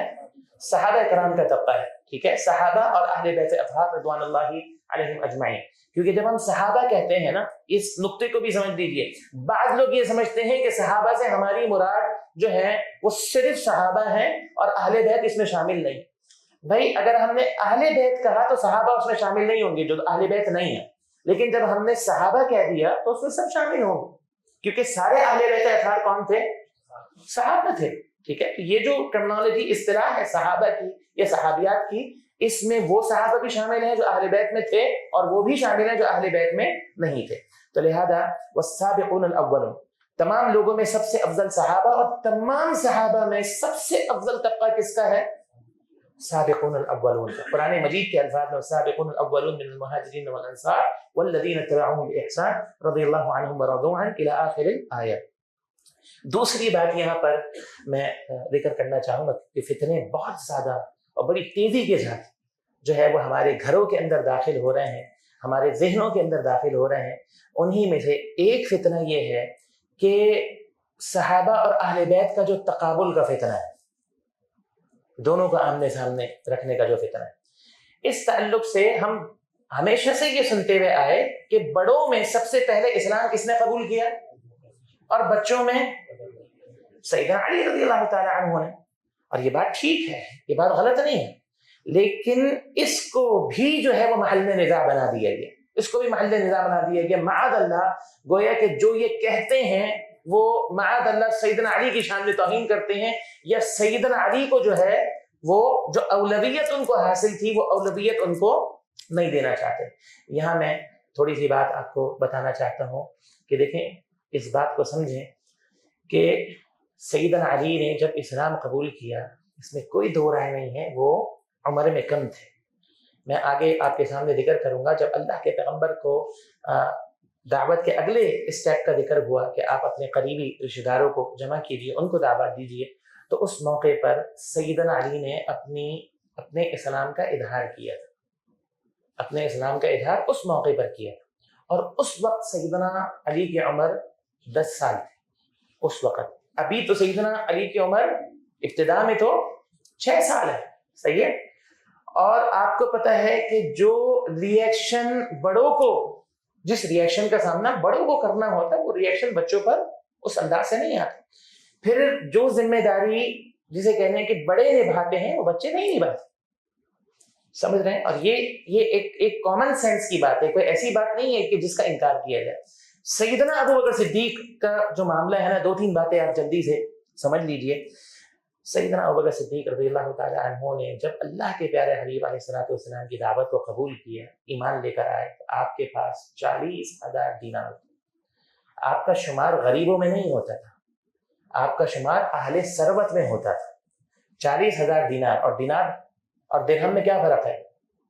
جی، سونا اور چاندی کا۔ دینار سونے کا ہوتا ہے، 40,000 دینار کوئی معمولی رقم نہیں ہے۔ سیدنا ابوبکر صدیق نے یہ 40,000 دینار پورے کے پورے اللہ کے پیغمبر علیہ السلام پر قربان کر دی، آپ کی حمایت و نصرت، سب کچھ قربان کر دی۔ اسی لیے اللہ کے پیغمبر فرمایا کرتے تھے، ما نفعنی مال احد قط ما نفعنی مال ابی بکر، کہ کسی کا مال میرے لیے اس حد تک نفع مند ثابت نہیں ہوا، یا اس نے مجھے اتنا نفع نہیں دیا جتنا ابو بکر کے مال نے مجھے نفع دیا۔ تو یہ ابو بکر صدیق رضی اللہ تعالیٰ عنہ کا مقام ہے کہ آپ اس وقت اللہ کے پیغمبر کے ساتھ کھڑے ہوئے جس وقت اللہ کے پیغمبر کے ساتھ کھڑے ہونے والا کوئی نہیں تھا۔ پھر ایک اور بات، صحابہ کرام میں 10 مبشرہ صحابہ سمجھتے ہیں؟ کون سے صحابہ؟ جن کو ایک ہی موقع پر اللہ کے پیغمبر نے اپنی زبان رسالت سے نام لے کر جنت کی بشارت۔ جنت کی بشارت حاصل کرنے والے یہ صرف 10 صحابہ نہیں ہیں، ان کے علاوہ بھی ہیں۔ لیکن ان کو عشرہ مبشرہ کیوں کہا جاتا ہے؟ کیونکہ ایک ہی موقع پر سب کا نام لے کر ابو بکر فی الجنہ، عمر فی الجنہ، عثمان فی الجنہ، علی فی الجنہ الی آخرہ، آپ نے سب کا نام لے کر جو ہے جنت کی بشارت دی۔ ان عشرہ مبشرہ میں سے 5 ایسے ہیں جو سیدنا ابو بکر صدیق رضی اللہ تعالیٰ عنہ کی دعوت اور محنت پر اسلام لے کر آئے۔ یہ مقام ہے سیدنا ابو بکر صدیق۔ پھر اسلام کی ابتدا میں جتنے کمزور مسلمانوں کو، کیونکہ آپ کو پتہ ہے کہ ہر نبی پر سب سے پہلے ایمان لانے والے کون ہوتے ہیں؟ کمزور ہوتے ہیں۔ یہ نبی کی تاریخ ہے اور قرآن مجید نے اس بات کو بیان کیا ہے۔ ہر دور میں اور ہر نبی پر سب سے پہلے ایمان لانے والے، اس کی حمایت و نصرت کرنے والے اور اس کے گرد جو ہے وہ جیسے کہہ لیں کہ اپنے وجود سے جو ہے وہ ان کا ساتھ دینے والے، یہ کمزور طبقہ رہا ہے۔ اسی لیے کمزور طبقے ہی کو سب سے زیادہ تکلیفیں بھی دی گئیں، سب سے زیادہ تکلیفیں بھی دی گئیں۔ ہم آگے چل کر دیکھیں گے کہ سیدنا بلال کو، اہل یاسر کو اتنی تکلیفیں دی گئیں۔ ان میں بڑی تعداد میں ان کو تکلیفوں سے بچانے کے لیے غلام اور لونڈی جو وہ تھے، ان کو خرید کر آزاد کرنے والے کون ہیں؟ ابو بکر صدیق رضی اللہ تعالیٰ عنہ۔ تو یہ ابو بکر صدیق کا کردار ہے۔ تو جس شخصیت کا یہ کردار ہو تو اس کو اولویت کیوں نہ دی جائے کہ جس کو خود رسول اللہ صلی اللہ علیہ وسلم نے اولویت دی، اور جس وقت انہوں نے اللہ کے پیارے حبیب علیہ الصلوۃ والسلام کا جو ہے نا وہ ساتھ دیا، اس وقت اللہ کے پیارے حبیب کا ساتھ دینے والا کوئی نہیں تھا۔ تو لہذا اس بات کو خوب اچھی طرح سمجھ لینا چاہیے کہ اہل السنہ والجماعہ کا ہر دور میں یہ اجماعی عقیدہ رہا ہے کہ انبیاء علیہ الصلوۃ والسلام کے بعد سب سے افضل ترین طبقہ صحابہ کا ہے، اور ان میں سب سے افضل ترین شخصیت سیدنا ابوبکر صدیق کی ہے، پھر سیدنا عمر کی ہے، اور اس کے بعد پھر سیدنا عثمان اور علی رضی اللہ عنہما و ارضاہما کی شخصیات آتی ہیں۔ اس کے بعد اگلے اسٹیپ میں ایک اور آیت اللہ کے پیارے حبیب پر نازل کی گئی۔ اللہ تعالیٰ کا فرمان ہے وَأَنذِرْ عَشِيرَتَكَ الْأَقْرَبِينَ۔ اب ذرا میں تھوڑا سا ربط پیدا کرنا چاہتا ہوں۔ دیکھیں، وحی سے پہلے اللہ کے پیغمبر کو اسٹیپ بائی اسٹیپ تیار کیا گیا، ہم دیکھ کر آئے۔ اب وحی کے نازل ہونے کے بعد بھی اللہ کے پیارے حبیب علیہ الصلوۃ والسلام کو اسٹیپ بائی اسٹیپ، ٹھیک ہے، مرحلہ بار آپ کو آگے بڑھایا جا رہا ہے کہ اللہ کے پیارے حبیب پہلی وحی نازل ہوئی، وحی میں انقطاع آیا تاکہ اللہ کے پیغمبر اس کو اچھی طرح آپ اس کو ہضم کر لیں، ٹھیک ہے۔ اس کے بعد کیا ہوا؟ اس کے بعد دوسری وحی نازل ہوئی اور اللہ کے پیغمبر سے کہا گیا آپ اپنی دعوت کا آغاز کریں، اور اس کے بعد اب تیسری وحی نازل ہوئی اور اللہ کے پیغمبر علیہ الصلوۃ والسلام سے کہا گیا اب اپنے اس دعوت کا دائرہ ذرا تھوڑا سا باہر نکالیں، اس میں وسعت پیدا کریں اور اب اپنے رشتہ دار و اقارب کو جو ہے وہ جمع کریں۔ اس سے ہمیں کیا سمجھ میں آتا ہے؟ اس سے ہمیں سمجھ میں آتا ہے کہ ہر معاملے کو اسٹیپ بائی اسٹیپ یا پھر مرحلہ وار انجام دینا اس کی کامیابی کی دلیل ہے۔ اب اگر سب کچھ ایک ہی وقت میں کرنا چاہیں گے اور سب کچھ ابھی ہو جائے تو آپ کیا ہو جائیں گے؟ ناکام ہو جائیں گے۔ لہذا یہ جو معاملہ ہے حکمت کے ساتھ اور مصلحت کے ساتھ اللہ کے پیغمبر علیہ الصلوۃ والسلام کو مرحلہ وار اس کا حکم دیا گیا۔ جب یہ آیت نازل ہوئی تو اللہ کے پیارے حبیب علیہ الصلوۃ والسلام نے سارے رشتہ داروں کو جمع کیا، جن میں اللہ کے پیغمبر کے چچا بھی تھے، اللہ کے پیغمبر کی پھوپھیاں بھی تھیں، اور آپ کے خاندان کے دیگر افراد بھی تھے، اور آپ نے ان کی دعوت کی۔ جب کھانے سے فارغ ہو گئے تو اللہ کے پیغمبر علیہ الصلوۃ والسلام نے فرمایا، آپ ان سے کہنے لگے کہ میں تم سے کوئی بات کرنا چاہتا ہوں۔ ابو لہب بھاگ گیا تھا، اور جب اللہ کے پیغمبر کی خفیہ دعوت تھی تو اس خفیہ دعوت ہی میں ابو لہب کو اس بات کا اندازہ ہو گیا تھا کہ کچھ چل رہا ہے، ٹھیک ہے، کچھ چل رہا ہے، اور محمد جو ہیں وہ نبوت اور رسالت کی بات کرتے ہیں، وہ توحید کی بات کرتے ہیں، وہ وحی کی بات کرتے ہیں۔ موقع کی تلاش میں تھا اور یہاں پر اس کو موقع ملا، کہنے لگا کہ محمد کہنے لگا بھتیجے اگر آپ نے کوئی ایسی بات کرنی ہے جس میں ہماری قوم کا فائدہ ہے تو وہ بات کیجیے، اور اگر آپ نے کوئی ایسی بات کرنی ہے جس میں ہماری قوم کا فائدہ نہیں ہے تو میں آپ کو یہ نصیحت کرتا ہوں کہ آپ وہ بات نہ کریں۔ اللہ کے پیغمبر نے جب ماحول دیکھا تو آپ نے خاموشی اختیار کی۔ اس کے بعد کچھ وقت کے بعد پھر اللہ کے پیارے حبیب نے سارے رشتہ داروں کو جمع کیا، اور جمع کرنے کے بعد دعوت ہوئی، کھانے سے جب سب فارغ ہو گئے تو اللہ کے پیارے حبیب نے پھر کسی کو بات کرنے کا موقع نہیں دیا، فوراً اپنی بات کو شروع کر دیا اور کہا میں تمہارے سامنے اس چیز کو پیش کرنا چاہتا ہوں یا وہ چیز لے کر آیا ہوں جس سے بہتر چیز کوئی نوجوان اپنی قوم کے پاس لے کر نہیں آیا۔ اور پھر اللہ کے پیارے حبیب علیہ الصلوۃ والسلام نے انہیں جو ہے وہ توحید کی دعوت دی کہ اللہ رب العالمین پر ایمان لے آؤ، اس طرح ایمان لانے کا حق ہے، شرک سے براءت اور بیداری کا اظہار کرو، مجھے ایک نبی کی حیثیت کے اندر قبول کرو اور مجھ پر ایمان لے کر آؤ۔ جب یہ بات اللہ کے پیارے حبیب علیہ الصلوۃ والسلام نے کی تو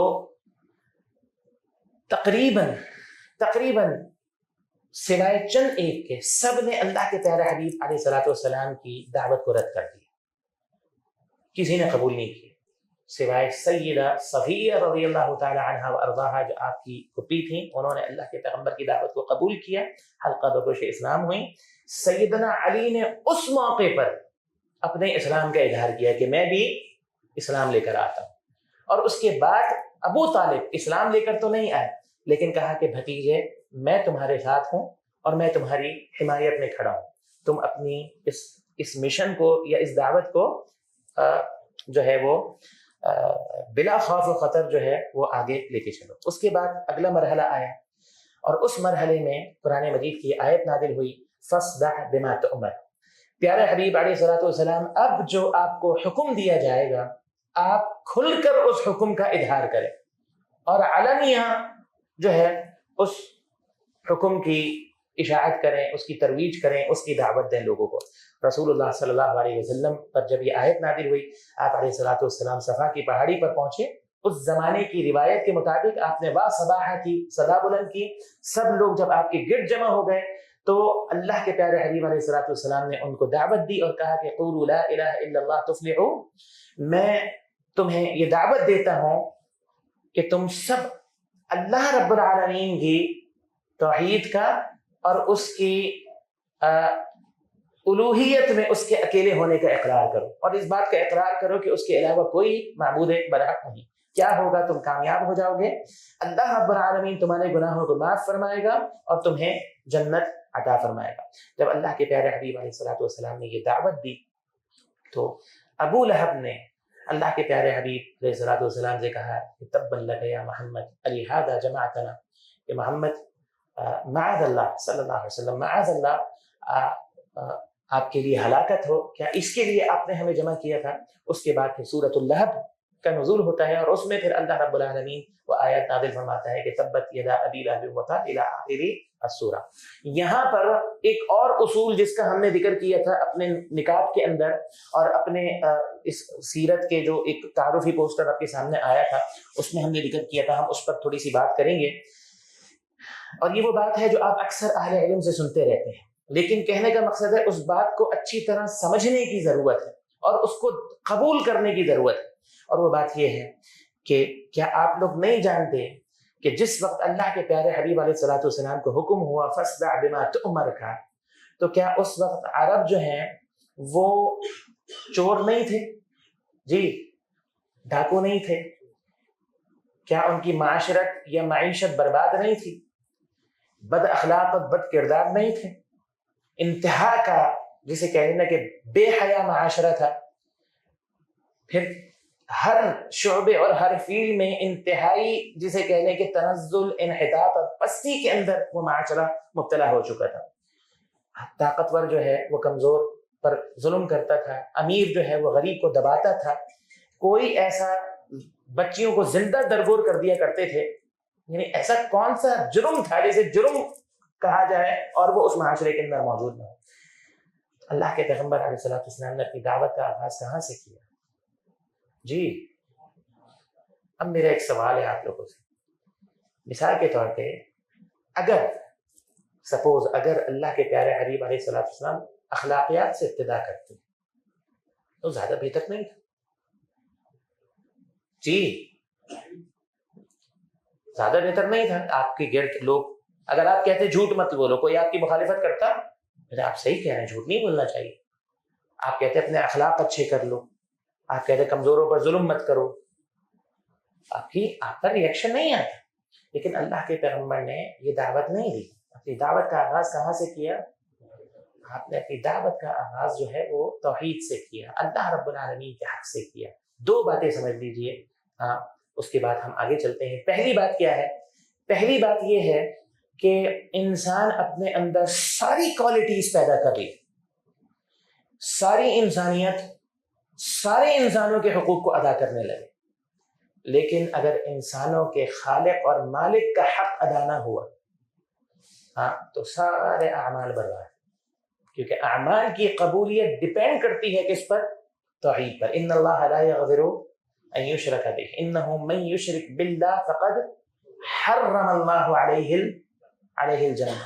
اور سب سے جسے کہہ لینا کہ ایک ایسی مثال کہ ابو طالب کی مثال ہمارے سامنے ہے کہ جس شخص نے زندگی بھر اللہ کے پیغمبر کی حمایت و نصرت کی, آپ کے لیے ڈھال بن کے کھڑا ہوا, اور جس کی موجودگی میں کسی کو یہ جرت نہیں ہوئی کہ اللہ کے پیارے حبیب علیہ الصلوۃ والسلام کے خلاف کوئی بڑا, جسے کہہ لیں کہ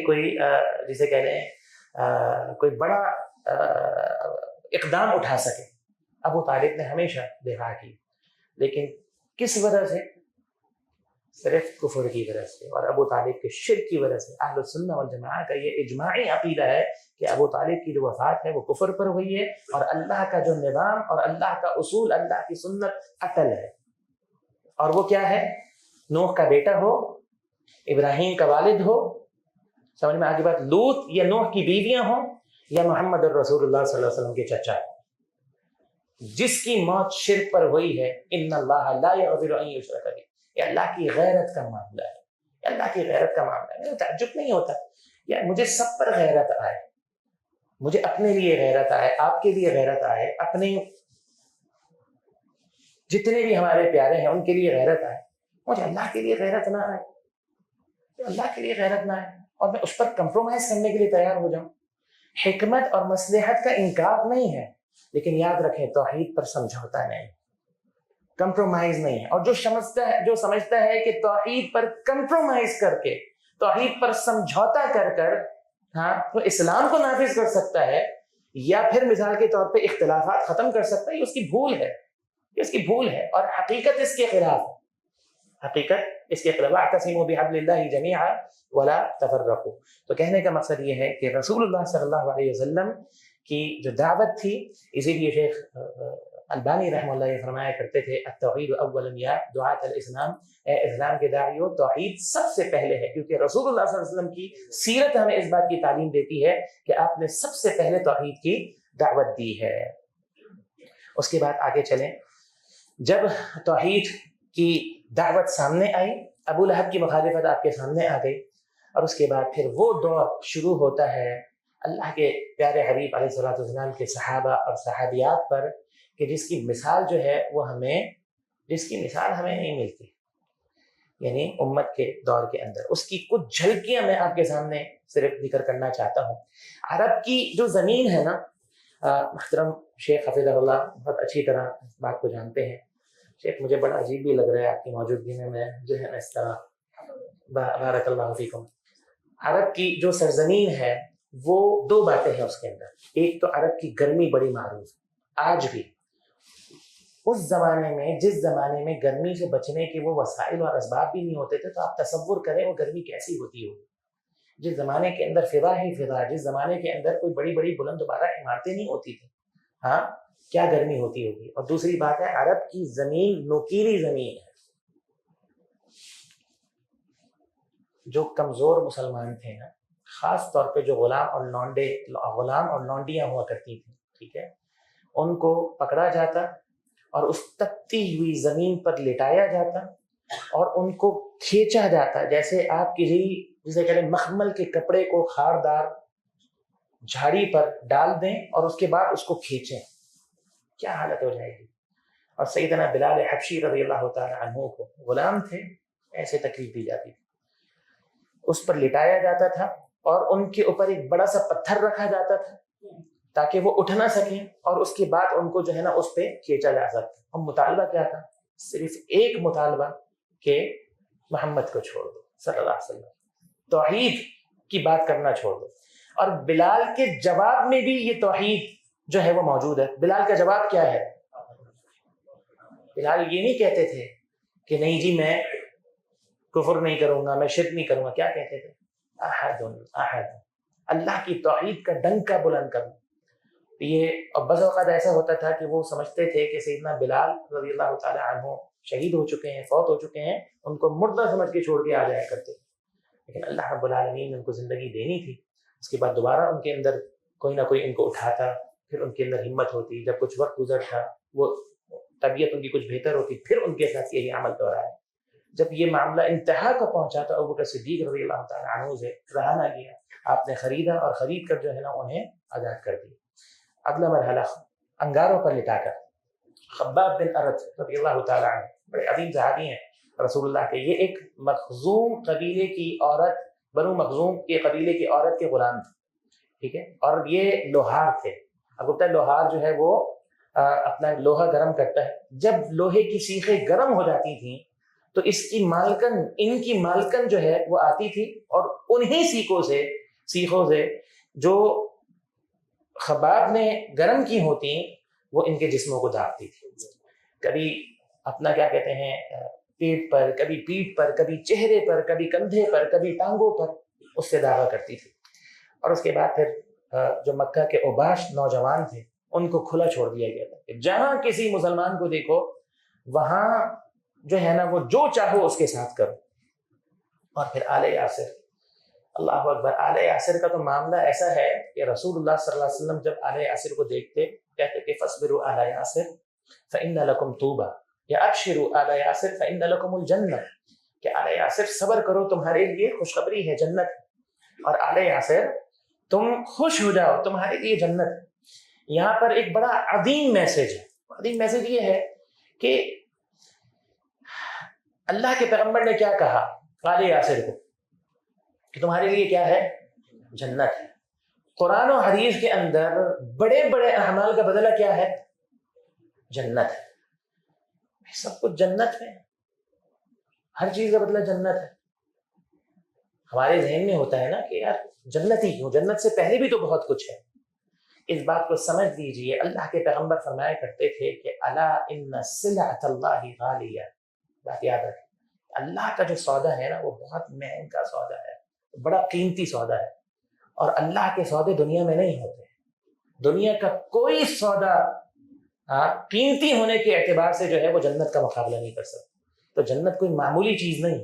ان اللہ اشتری من المؤمنین انفسهم واموالهم بان لهم الجنہ، قرآن میں کہا کہ یقیناً اللہ رب العالمین نے اہل ایمان سے ان کی جانوں کو خرید لیا ہے، بدلے میں کیا ہے ان کے لیے؟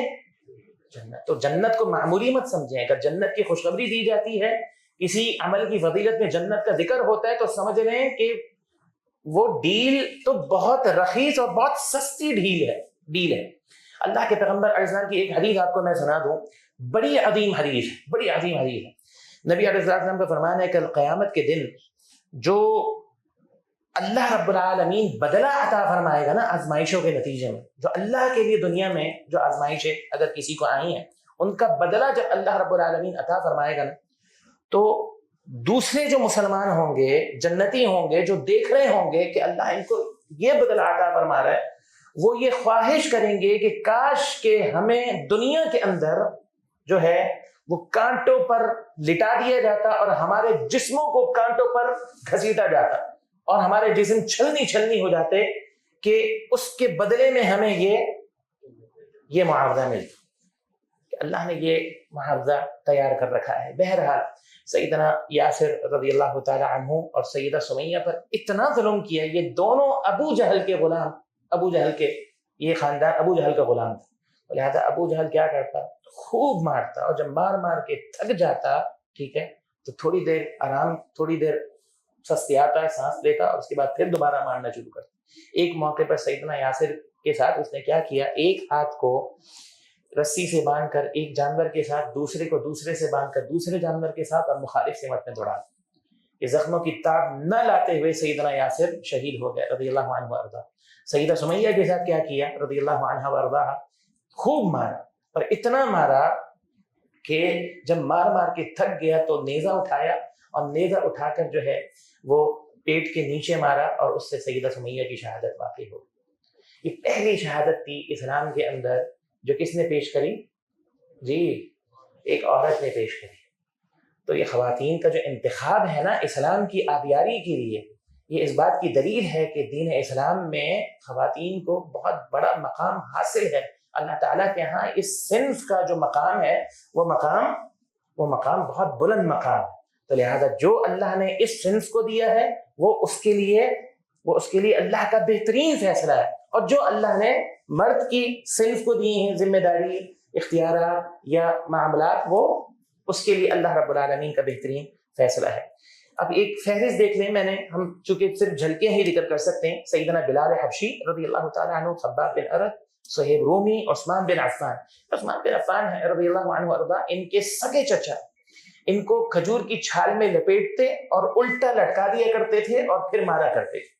یہ خلیفہ ثانی رسول اللہ صلی اللہ علیہ وسلم کی 2 صاحبزادیوں کے جوہر، آپ کے داماد اور خلیفہ ثالث عثمان بن عفان رضی اللہ تعالیٰ عنہ ہیں کہ جنہوں نے اسلام کے لیے تکلیفیں برداشت کی. مصعب بن عمیر کے بارے میں سن لیجئے. یہ بھی ان کا بھی معاملہ ایک بڑا عجیب، جسے کہہ رہے ہیں کہ ایک ان کا واقعہ ہے. ان کی جسم کے بارے میں مشہور تھا کہ ان کی جو اسکن ہے وہ اسکن نہیں ہے، وہ ریشم ہے، انتہا کے خوبصورت اور ناز و نعم میں پلے ہوئے. یہ کہہ رہے ہیں نا کہ بہت نازک مزاج اور بہت ناز و نعم میں پلے ہوئے، اور جیسا کہ میں نے بتایا اسکن ایسی کہ جیسے ریشم ہو. اور صحابہ کہتے ہیں کہ جب مصعب اسلام لے کر آئے تو ہم نے ان کے جسم سے کھال کو ایسے اترتے ہوئے دیکھا جیسے سانپ اپنی کھال کو جو ہے وہ بدلتا ہے. اور جب غالباً احد کے موقع پر جب یہ صحابی ان کو شہادت کا مرتبہ ملا رضی اللہ عنہ وارضا، تو یہ وہ عظیم صحابی تھے، کیا ناز و نعم میں جو ہے نا انہوں نے پرورش پائی. لیکن جب فوت ہوئی، شہادت ہوئی، تو پھر حالت یہ تھی کہ سر کو ڈھکا جاتا تو پاؤں کھل جاتے، پاؤں کو ڈھکا جاتا تو سر کھل جاتا. تو رسول اللہ نے سر کو ڈھکا اور پاؤں پر گھاس ڈال کر ان کی تدفین فرمائی رضی اللہ عنہم اجمعین. اور آخر میں آل یاسر کا تذکرہ. جب اللہ کے پیارے حبیب علیہ السلام نے اپنے صحابہ اور صحابیات کو دیکھا اتنی تکلیف کے اندر، تو آپ علیہ السلام نے یہ سوچا کہ اب صحابہ کو یا صحابیات کو مکہ سے باہر بھیجا جائے تاکہ ان کی جان، مال اور اپنا ان کی عزت، ان کا دین جو ہے وہ محفوظ ہو. حبشہ جو آج کا ایتھوپیا ہے، بڑا معروف اپنا یہ بات ہے کہ اس کا جو حاکم تھا نجاشی، بڑا رحم دل تھا، اس کے بارے میں بڑا معروف تھا. تو اللہ کے پیغمبر علیہ السلام نے ابتدا میں سب سے پہلے 11 مرد اور 4 خواتین کو بھیجا تاکہ وہ وہاں پہنچیں، جائزہ لیں اور پھر ہمیں ریئیکشن پتہ چلے، اور اس کے بعد پھر ہم یہ فیصلہ کریں کہ آگے کیا کرنا ہے. جب یہ یہاں پر پہنچے، حبشہ پہنچے، تو مشرکین کو یہ بھی برداشت نہ تھا کہ کوئی اسلام کا نام لیوا جو ہے وہ دنیا کے کسی دوسرے خطے کے اندر جا کر سکون کے ساتھ زندگی بسر کر سکے. پیچھے سے انہوں نے بھی قاصد کو بھیجا، اور وہ پورا واقعہ کہ وہاں پہنچ کر انہوں نے جو ہے خوب ہر ممکن کوشش کی نجاشی اور اس کے دربار یا درباریوں کو ورغلانے کی، کسی طرح جو ہے نا وہ ان کو واپس کر دیں. یہ مطالبہ لے کر وہ گئے کہ جی یہ ہمارے لوگ ہیں، آپ ان کو واپس کریں. تو ان کا جو سب سے بڑا وار تھا نا، وہ وار کیا تھا؟ نجاشی سے کہا کہ آپ کے ہاں سب سے مقدس ہستی سیدنا عیسیٰ کی ہے، اور مسلمان عیسیٰ کے بارے میں یہ اور یہ اور یہ کہتے ہیں، اور ان کی والدہ کے بارے میں کیا کہتے ہیں. وہ سمجھ رہے تھے کہ شاید یہ ان کا وار کامیاب ہو جائے اور اس طرح جو ہے نا وہ ان کو واپس کر دیں اور مسلمانوں کو وہاں پناہ حاصل نہ ہو سکے.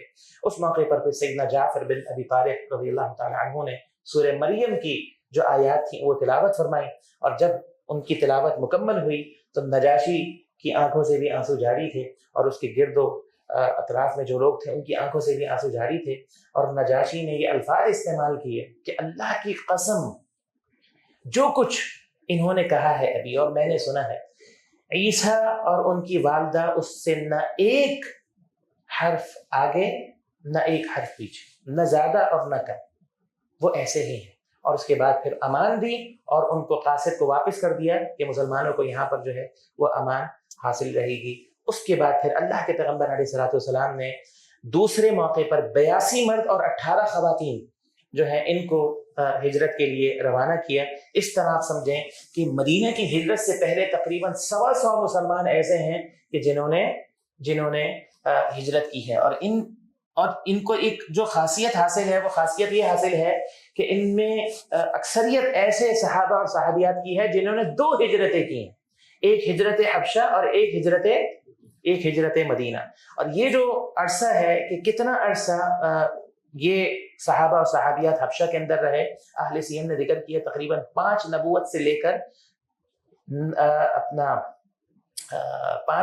لے کر غزوہ حنین, غزوہ خیبر تک, غالباً غزوہ خیبر تک جو ہے وہ مسلمان 15 جو جسے آپ کہنے کہ نبوت کا جو عرصہ ہے اس وقت تک جو ہے وہ مسلمان جو ہے وہ حبشہ کے اندر رہے.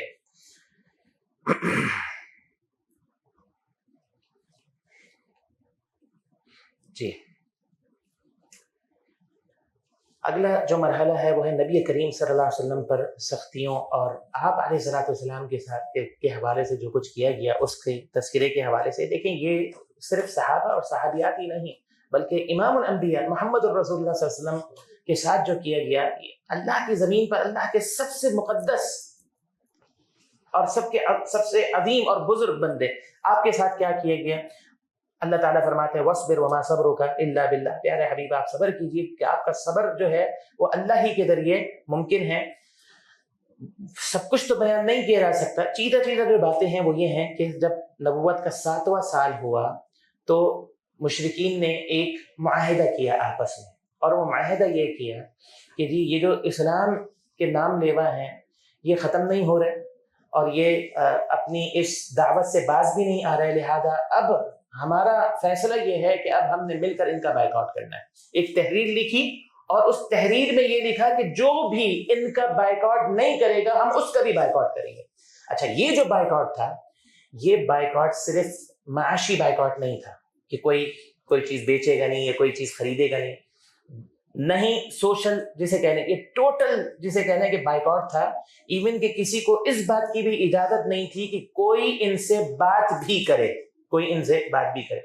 اللہ کے پیارے حبیب علیہ الصلوۃ والسلام نے اپنی جماعت کو لیا. ابو طالب کی زمین تھی مکہ سے تھوڑا سا آگے چل کر ہٹ کر, وہاں پر پہنچ کر اللہ کے پیغمبر اسلام نے خیمے لگائے اور صحابہ اور صحابیات نے یہ عرصہ جو ہے وہ وہاں پر گزارا. آپ کے سامنے موجود ہے کتنا عرصہ شعیب ابی طالب میں گزارا ہے. اچھا, اس کے اندر حالات یہ ہوتے تھے کہ کھانے اور پینے کے لیے کچھ نہیں ہوتا تھا, یعنی چھوٹے بچوں کے لیے جن کی غذا ہی جو ہے وہ دودھ تھی, دودھ بھی میسر نہیں تھا, کھانے کے لیے اناج بھی میسر نہیں تھا.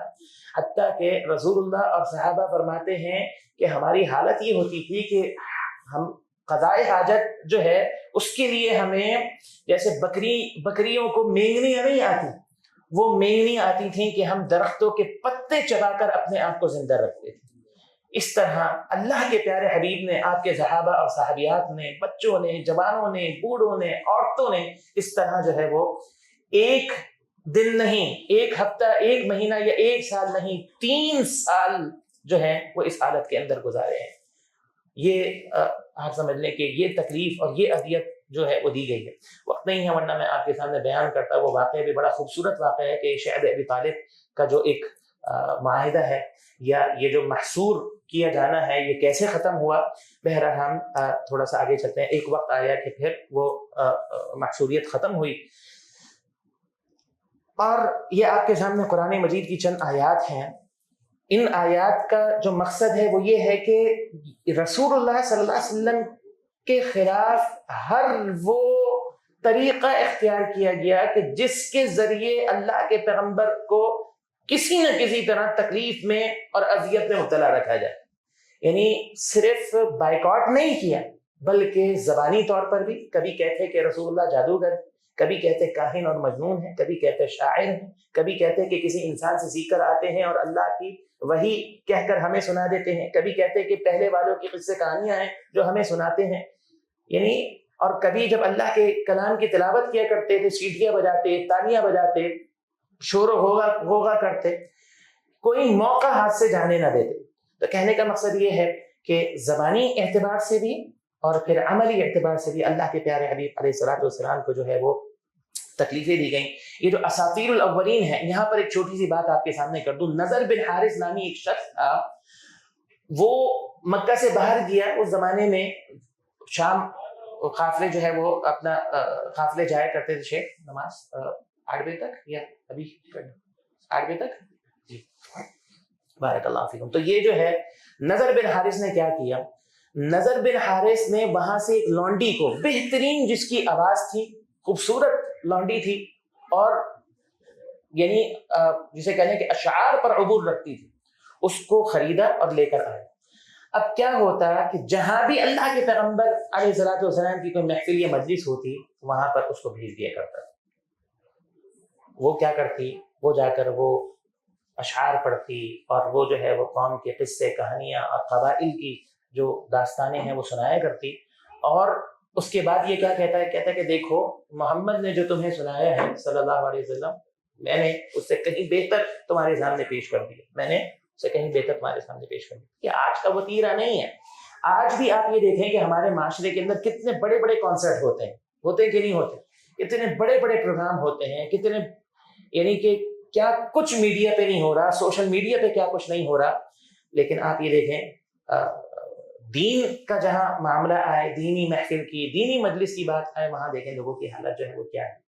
یہ بالکل وہی طرز عمل ہے جو طرز عمل مشرکین نے اسلام کی دعوت کو روکنے کے لیے اپنایا تھا. ہر دور کے اندر اسلام کی دعوت کو روکنے کے لیے یہی طرز عمل شیطان اور انسانی شکل میں شیطانی اعلی کاروں نے جو ہے وہ اختیار کیا ہے. اللہ اکبر، اللہ المستعان. آگے چلیے. اس کے بعد نبوت کا جب 10واں سال تھا تو ایک موقع ایسا آیا اللہ کے پیارے حبیب پر کہ سیدہ خدیجہ رضی اللہ تعالی عنہ اس دنیا سے رخصت ہو گئی.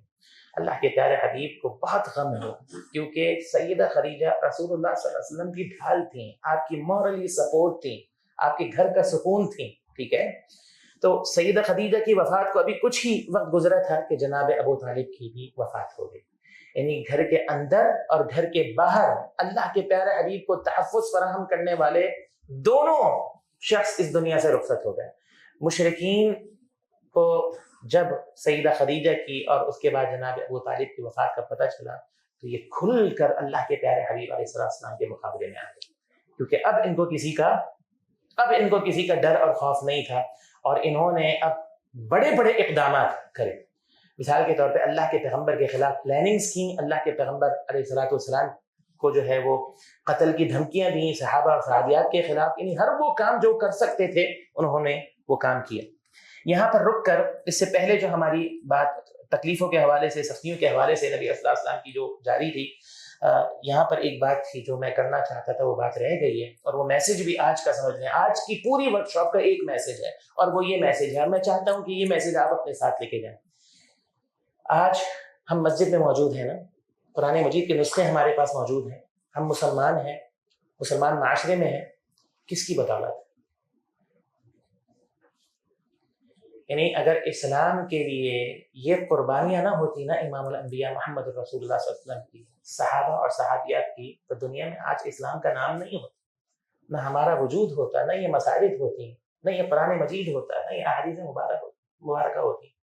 ہم یہ کہہ سکتے ہیں کہ اللہ کے فضل کے بعد، اس کے حکم اور اس کی مشیت کے بعد، اگر دین اسلام کسی شخصیت یا جن شخصیات کا مرہون منت ہے نا تو وہ یہ شخصیات، تو ان کے تعلق سے ہمارا کیا عقیدہ ہونا چاہیے، ہماری جذباتیت کیا ہونی چاہیے، ہمارا تعلق کیا ہونا چاہیے. پھر یہ کہتے ہیں کہ مسلمان بہت زیادہ حساس ہیں. ارے بھائی ہم کیوں نہ حساس ہوں کہ ہماری بنیاد ہیں یہ لوگ، اللہ کے پیغمبر کی شخصیت، اللہ کے پیغمبر کے صحابہ، اللہ کے پیغمبر کی صحابیات، کہ جنہوں نے اس طرح اسلام کے اس گلدستے کو، جسے کہنے کہ اسلام اس گلشن کو اپنے خون سے جو ہے نا وہ آبیاری دی ہے. اللہ تعالیٰ ہمیں جو ہے یہ توفیق عطا فرمائے کہ ہم صحیح معنوں میں ان کی محبت، ان کی قدر اپنے دلوں کے اندر پیدا کر سکیں اور ان کے نقش قدم کو اختیار کریں. غم کا سال مکمل ہوا تو اس کے بعد پھر اللہ کے پیارے حبیب علیہ الصلوۃ والسلام جو ہیں وہ مایوس ایک طرح سے ہو گئے مکہ والوں سے. اب اللہ کے پیغمبر علیہ الصلوۃ والسلام اپنی رسپانسبلٹی یا دعوت کو نہیں بھولے. یعنی ایک تو ہونا ہے نا کہ یار مکہ والے اگر نہیں آئے تو آپ خاموش ہو کے بیٹھ جاتے، اور آپ مجبور بھی تھے، لیکن اللہ کے پیغمبر نے ایسا نہیں کیا۔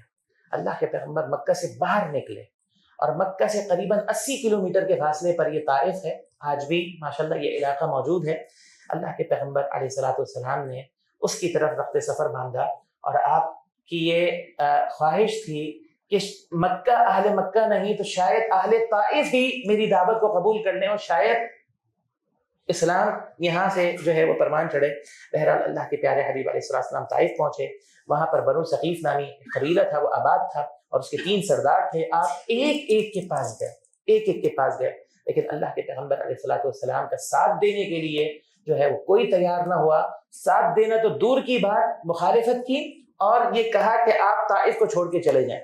اور جو طائف کے اوباش نوجوان ہیں انہیں اللہ کے پیغمبر کے پیچھے لگا دیا۔ اللہ کے پیغمبر علیہ السلام کے ساتھ اس موقع پر سیدنا بلال حبشی اور زید بن حارثہ، یہ 2 صحابہ تھے۔ اللہ کے پیغمبر کو ان سے بڑی محبت تھی، بلال سے بھی، اور زید تو تھے ہی آپ کے منہ بھولے بیٹے۔ بعد میں اگرچہ اس حکم نازل ہوا، اور یہ جو منہ بھولا بیٹا اور والد کا جو ایک رشتہ یا تعلق ہے، شریعت نے اس کو ختم کر دیا، لیکن زید بن حارثہ کی حیثیت یہ تھی کہ جیسے اللہ کے پیغمبر علیہ الصلوۃ والسلام کے بیٹے کی حیثیت ان کو حاصل تھی۔ وہ دونوں آپ کے ساتھ تھے، اور جب طائف کے نوجوانوں کو پیچھے لگایا، یہاں پر میں ایک بات آپ کو بتانا چاہتا ہوں، بہت اہم بات ہے۔ یہ وہ موقع تھا جس موقع پر رسول اللہ صلی اللہ علیہ وسلم کو جو تکلیف دی گئی شاید اس کی مثال نہیں ملتی۔ واللہ اعلم۔ یہ مکہ کے اوباش نوجوان لائن لگا کے کھڑے ہو گئے، اور پھر اللہ کے پیغمبر علیہ الصلوۃ والسلام کو ہدف بنایا گیا، نیچے سے پتھر اٹھاتے، اور اللہ کے پیغمبر علیہ الصلوۃ والسلام کے جسم مبارک کے مختلف اعضاء کا نشانہ لے لے کر وہ اللہ کے پیغمبر کو پتھر مارتے، کوئی سر پہ مارتا، کوئی ہاتھ پہ مارتا، کوئی قدم پہ مارتا، کوئی چہرے پہ مارتا، کوئی کہ کھیل رہے ہوں اللہ کے پیغمبر کے ساتھ۔ یعنی آپ اندازہ کریں اس قرۂ ارض پر اللہ کی سب سے محبوب ترین شخصیت، اور آپ کو اتنا مارا کہ آپ جو ہیں وہ غشی کی کیفیت میں آ گئے، اور خون ہو گئے، دنیا کا قیمتی ترین خون بہایا گیا۔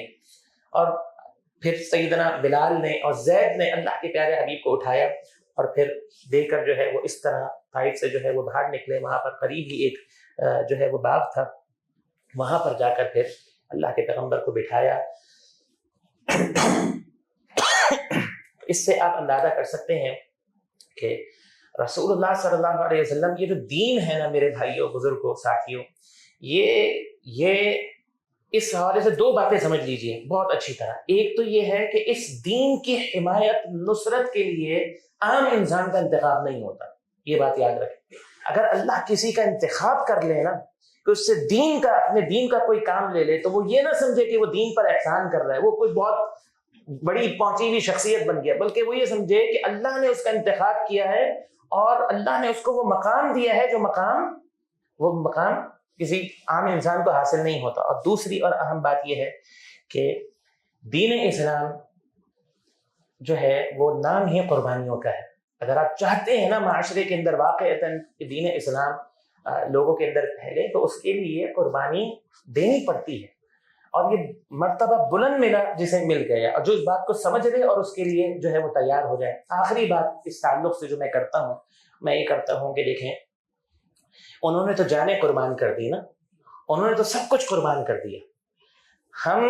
ہماری حالت یہ ہے کہ ہم وقت دینے کے لیے تیار نہیں ہیں، وقت دینے کے لیے تیار نہیں۔ جو پہلا اسٹیپ ہے، پہلا قدم ہے، اسے اٹھانے کے لیے تیار نہیں، اور وہ پہلا قدم کیا ہے؟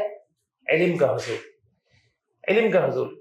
کتنے ہمارے معاشرے میں ایسے ہیں کہ جو کنٹینیو اکیڈمک ایجوکیشن حاصل کرتے ہیں، پری پرائمری ہے، پرائمری ہے، سیکنڈری ہے، مڈل ہے، میٹرک ہے، انٹر ہے، اس کے بعد پھر گریجویشن ہے، ماسٹرز ہیں، اور مختلف فیلڈز ہیں، ڈگریاں ہیں، لیکن کبھی میں نے اور آپ نے خود سے یہ سوال میں چاہتا ہوں ہم کریں، کسی کو 30 سال، 40 سال، کسی کو 50، 60، 70 سال مل گئے، ایک مرتبہ قرآن مجید کو ترجمے کے ساتھ پڑھنے سننے کی توفیق میسر ہوئی؟ ایک مرتبہ رسول اللہ کی پوری سیرت شروع سے لے کر آخر تک ایک مرتبہ کسی کو توفیق میسر ہوئی؟ اگر ہوئی تو اللہ کا شکر ادا کریں، ٹھیک ہے، اور آگے بڑھیں، اور اگر نہیں ہوئی تو یہ بہت بڑا سوالیہ نشان ہے کہ جو قوم، جو معاشرہ یا جو لوگ علم حاصل کرنے کے لیے تیار نہ ہوں، وقت دینے کے لیے تیار نہ ہوں، تو وہ آگے اور قربانیاں جو ہیں وہ کیا دیں گے۔ آخری چند چیزیں ہیں نظروں سے گزار لیں، اور اس پر انشاءاللہ ہم اپنی آج کی اس کو مکمل کرتے ہیں۔ طائف سے آپ نکلے تو اب کس کا سلسلہ شروع ہوا؟ ان مع العسر یسرا۔ اب یہاں سے اسلام کے عروج کی داستان شروع ہوتی ہے، اسلام کی ترقی۔ میں نے آپ سے بتایا تھا نا، آپ کو ایک موضوع تھا ریاست مدینہ کی بنیاد۔ ریاست مدینہ ایسی قائم نہیں ہو جاتی، ریاست مدینہ کی بنیاد مکہ مکرمہ ہے۔ مکہ کو آپ اسکپ کر کر ریاست مدینہ کو نہیں سمجھ سکتے، اور نہ ریاست مدینہ کو قائم کر سکتے ہیں۔ ہمارے ہاں معاشرے کے اندر بہت ساری ایسی جماعتیں، تحریکیں موجود ہیں جو نظام کی باتیں کرتی ہیں۔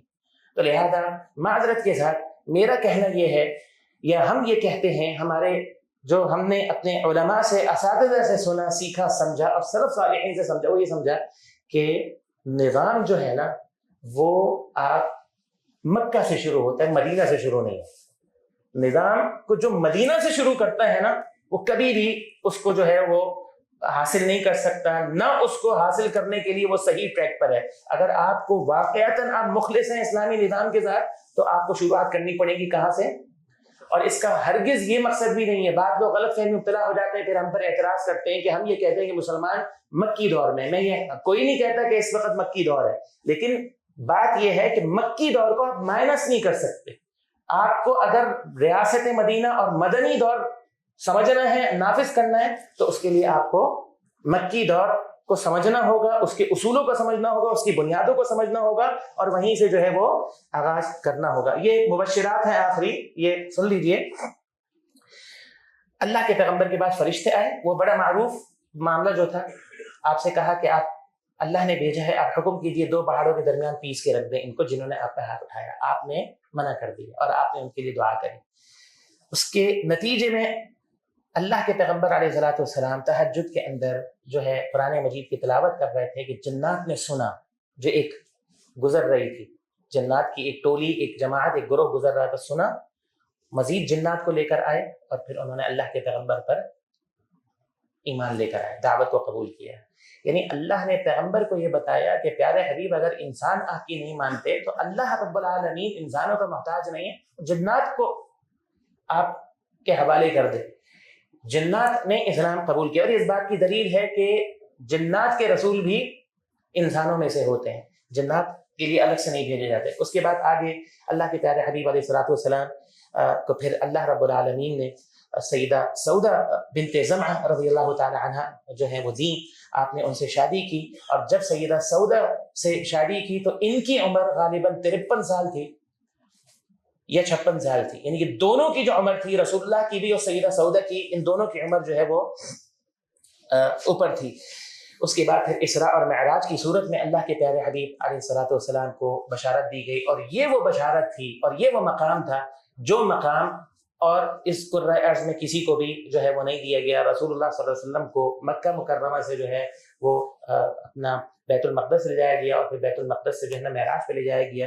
یہاں پر صرف اتنا سمجھ لیجئے کہ معراج نہیں کہا کریں، اس کو اسراء و معراج کہا کریں، کیونکہ معراج کا تصور اسراء کے بغیر نہیں ہے، اور اس میں حکمت ہے، پھر کسی موقع پر یہ محترم شیخ حفظ اللہ ہیں جو آپ کے سامنے ذکر کر دیں گے۔ رسول اکرم صلی اللہ علیہ وسلم کے معجزات کا ذکر ہے، قرآن مجید آپ کا سب سے بڑا معجزہ ہے، اور سب سے یعنی باقی سارے معجزات دیے گئے اور وہ ختم ہو گئے، لیکن کوئی ایک معجزہ اگر باقی ہے تو وہ قرآن مجید کا ہے، اور وہ ہمیشہ باقی رہے گا۔ چاند کا 2 ٹکڑے ہو جانا، آپ نے اشارہ کیا، ایک حصہ مشرق اور دوسرا مغرب میں چلا گیا، اقتربت الساعۃ وانشق القمر، سب نے اپنی آنکھوں سے دیکھا۔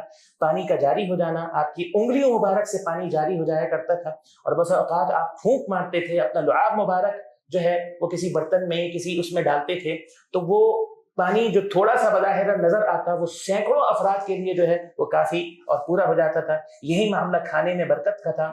خندق کے موقع پر 30 افراد کا کھانا اللہ کے پیغمبر علیہ الصلوۃ والسلام کی برکت کی وجہ سے اور معجزے کے طور پر 700 600 یا 700 افراد نے جو ہے وہ تناول کیا۔ پھر اسی طرح آپ کے لعاب مبارک سے شفا کا معاملہ ہے۔ سیدنا علی کی آنکھ میں خیبر کے موقع پر، اور ابو بکر رضی اللہ تعالی عنہ کے قدم یعنی ٹانگ میں غارے ثور کے موقع پر لگایا تھا، اس سے شفا کا۔ کنکریوں کی تسبیح، صحابہ کہتے ہیں ہم نے اپنی کانوں سے کنکریوں سے تسبیح کی آوازیں سنی، ایون کہ رسول اللہ صلی اللہ علیہ وسلم کے کھانے کا جو لقمہ ہوتا تھا اس سے صحابہ کہتے ہیں کہ ہم اللہ کی تسبیح کی آوازیں سنتے تھے۔ اور آخر میں جو ہے وہ بیعت کا ذکر ہے، یہاں سے جو ہے وہ ہجرت مدینے کا باقاعدہ آغاز ہوتا ہے کہ جب اس مقام پر، یہ جو مقام ہے یہ مینا کے اندر، یہ ابھی سعودی حکومت کے دور میں یہ مسجد جو ہے وہ دریافت ہوئی ہے اور آج اسی حالت کے اندر موجود ہے، اوپن ہے، مفتوح ہے۔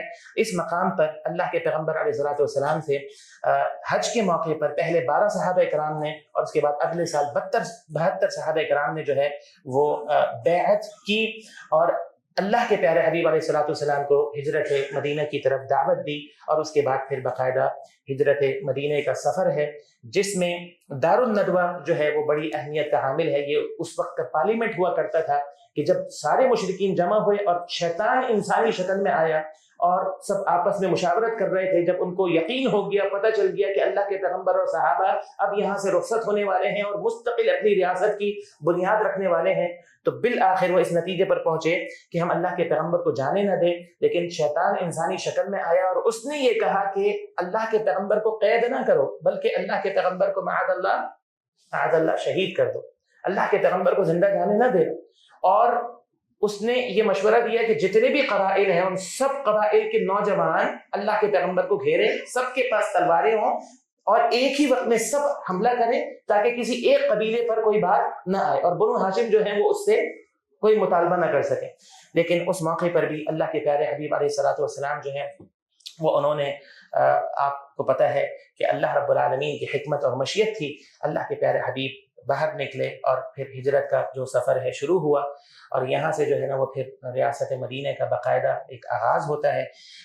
یہاں پر ہم آج کی جو پریزنٹیشن، یہ ورکشاپ ہے، اس کو مکمل کرتے ہیں اس دعا کے ساتھ کہ جو کچھ ہم نے سنا ہے اللہ رب العالمین ہمیں سمجھنے کی توفیق عطا فرمائے، اللہ اس کے رسول کی محبت اللہ ہمارے دلوں میں پیدا فرما دے اور سیرت کو پڑھنے سمجھنے کی اللہ ہمیں توفیق عطا فرما دے اور اس کے ذریعے اللہ رب العالمین ہمیں اپنی اصلاح اور تربیت کرنے کی توفیق عطا فرمائے۔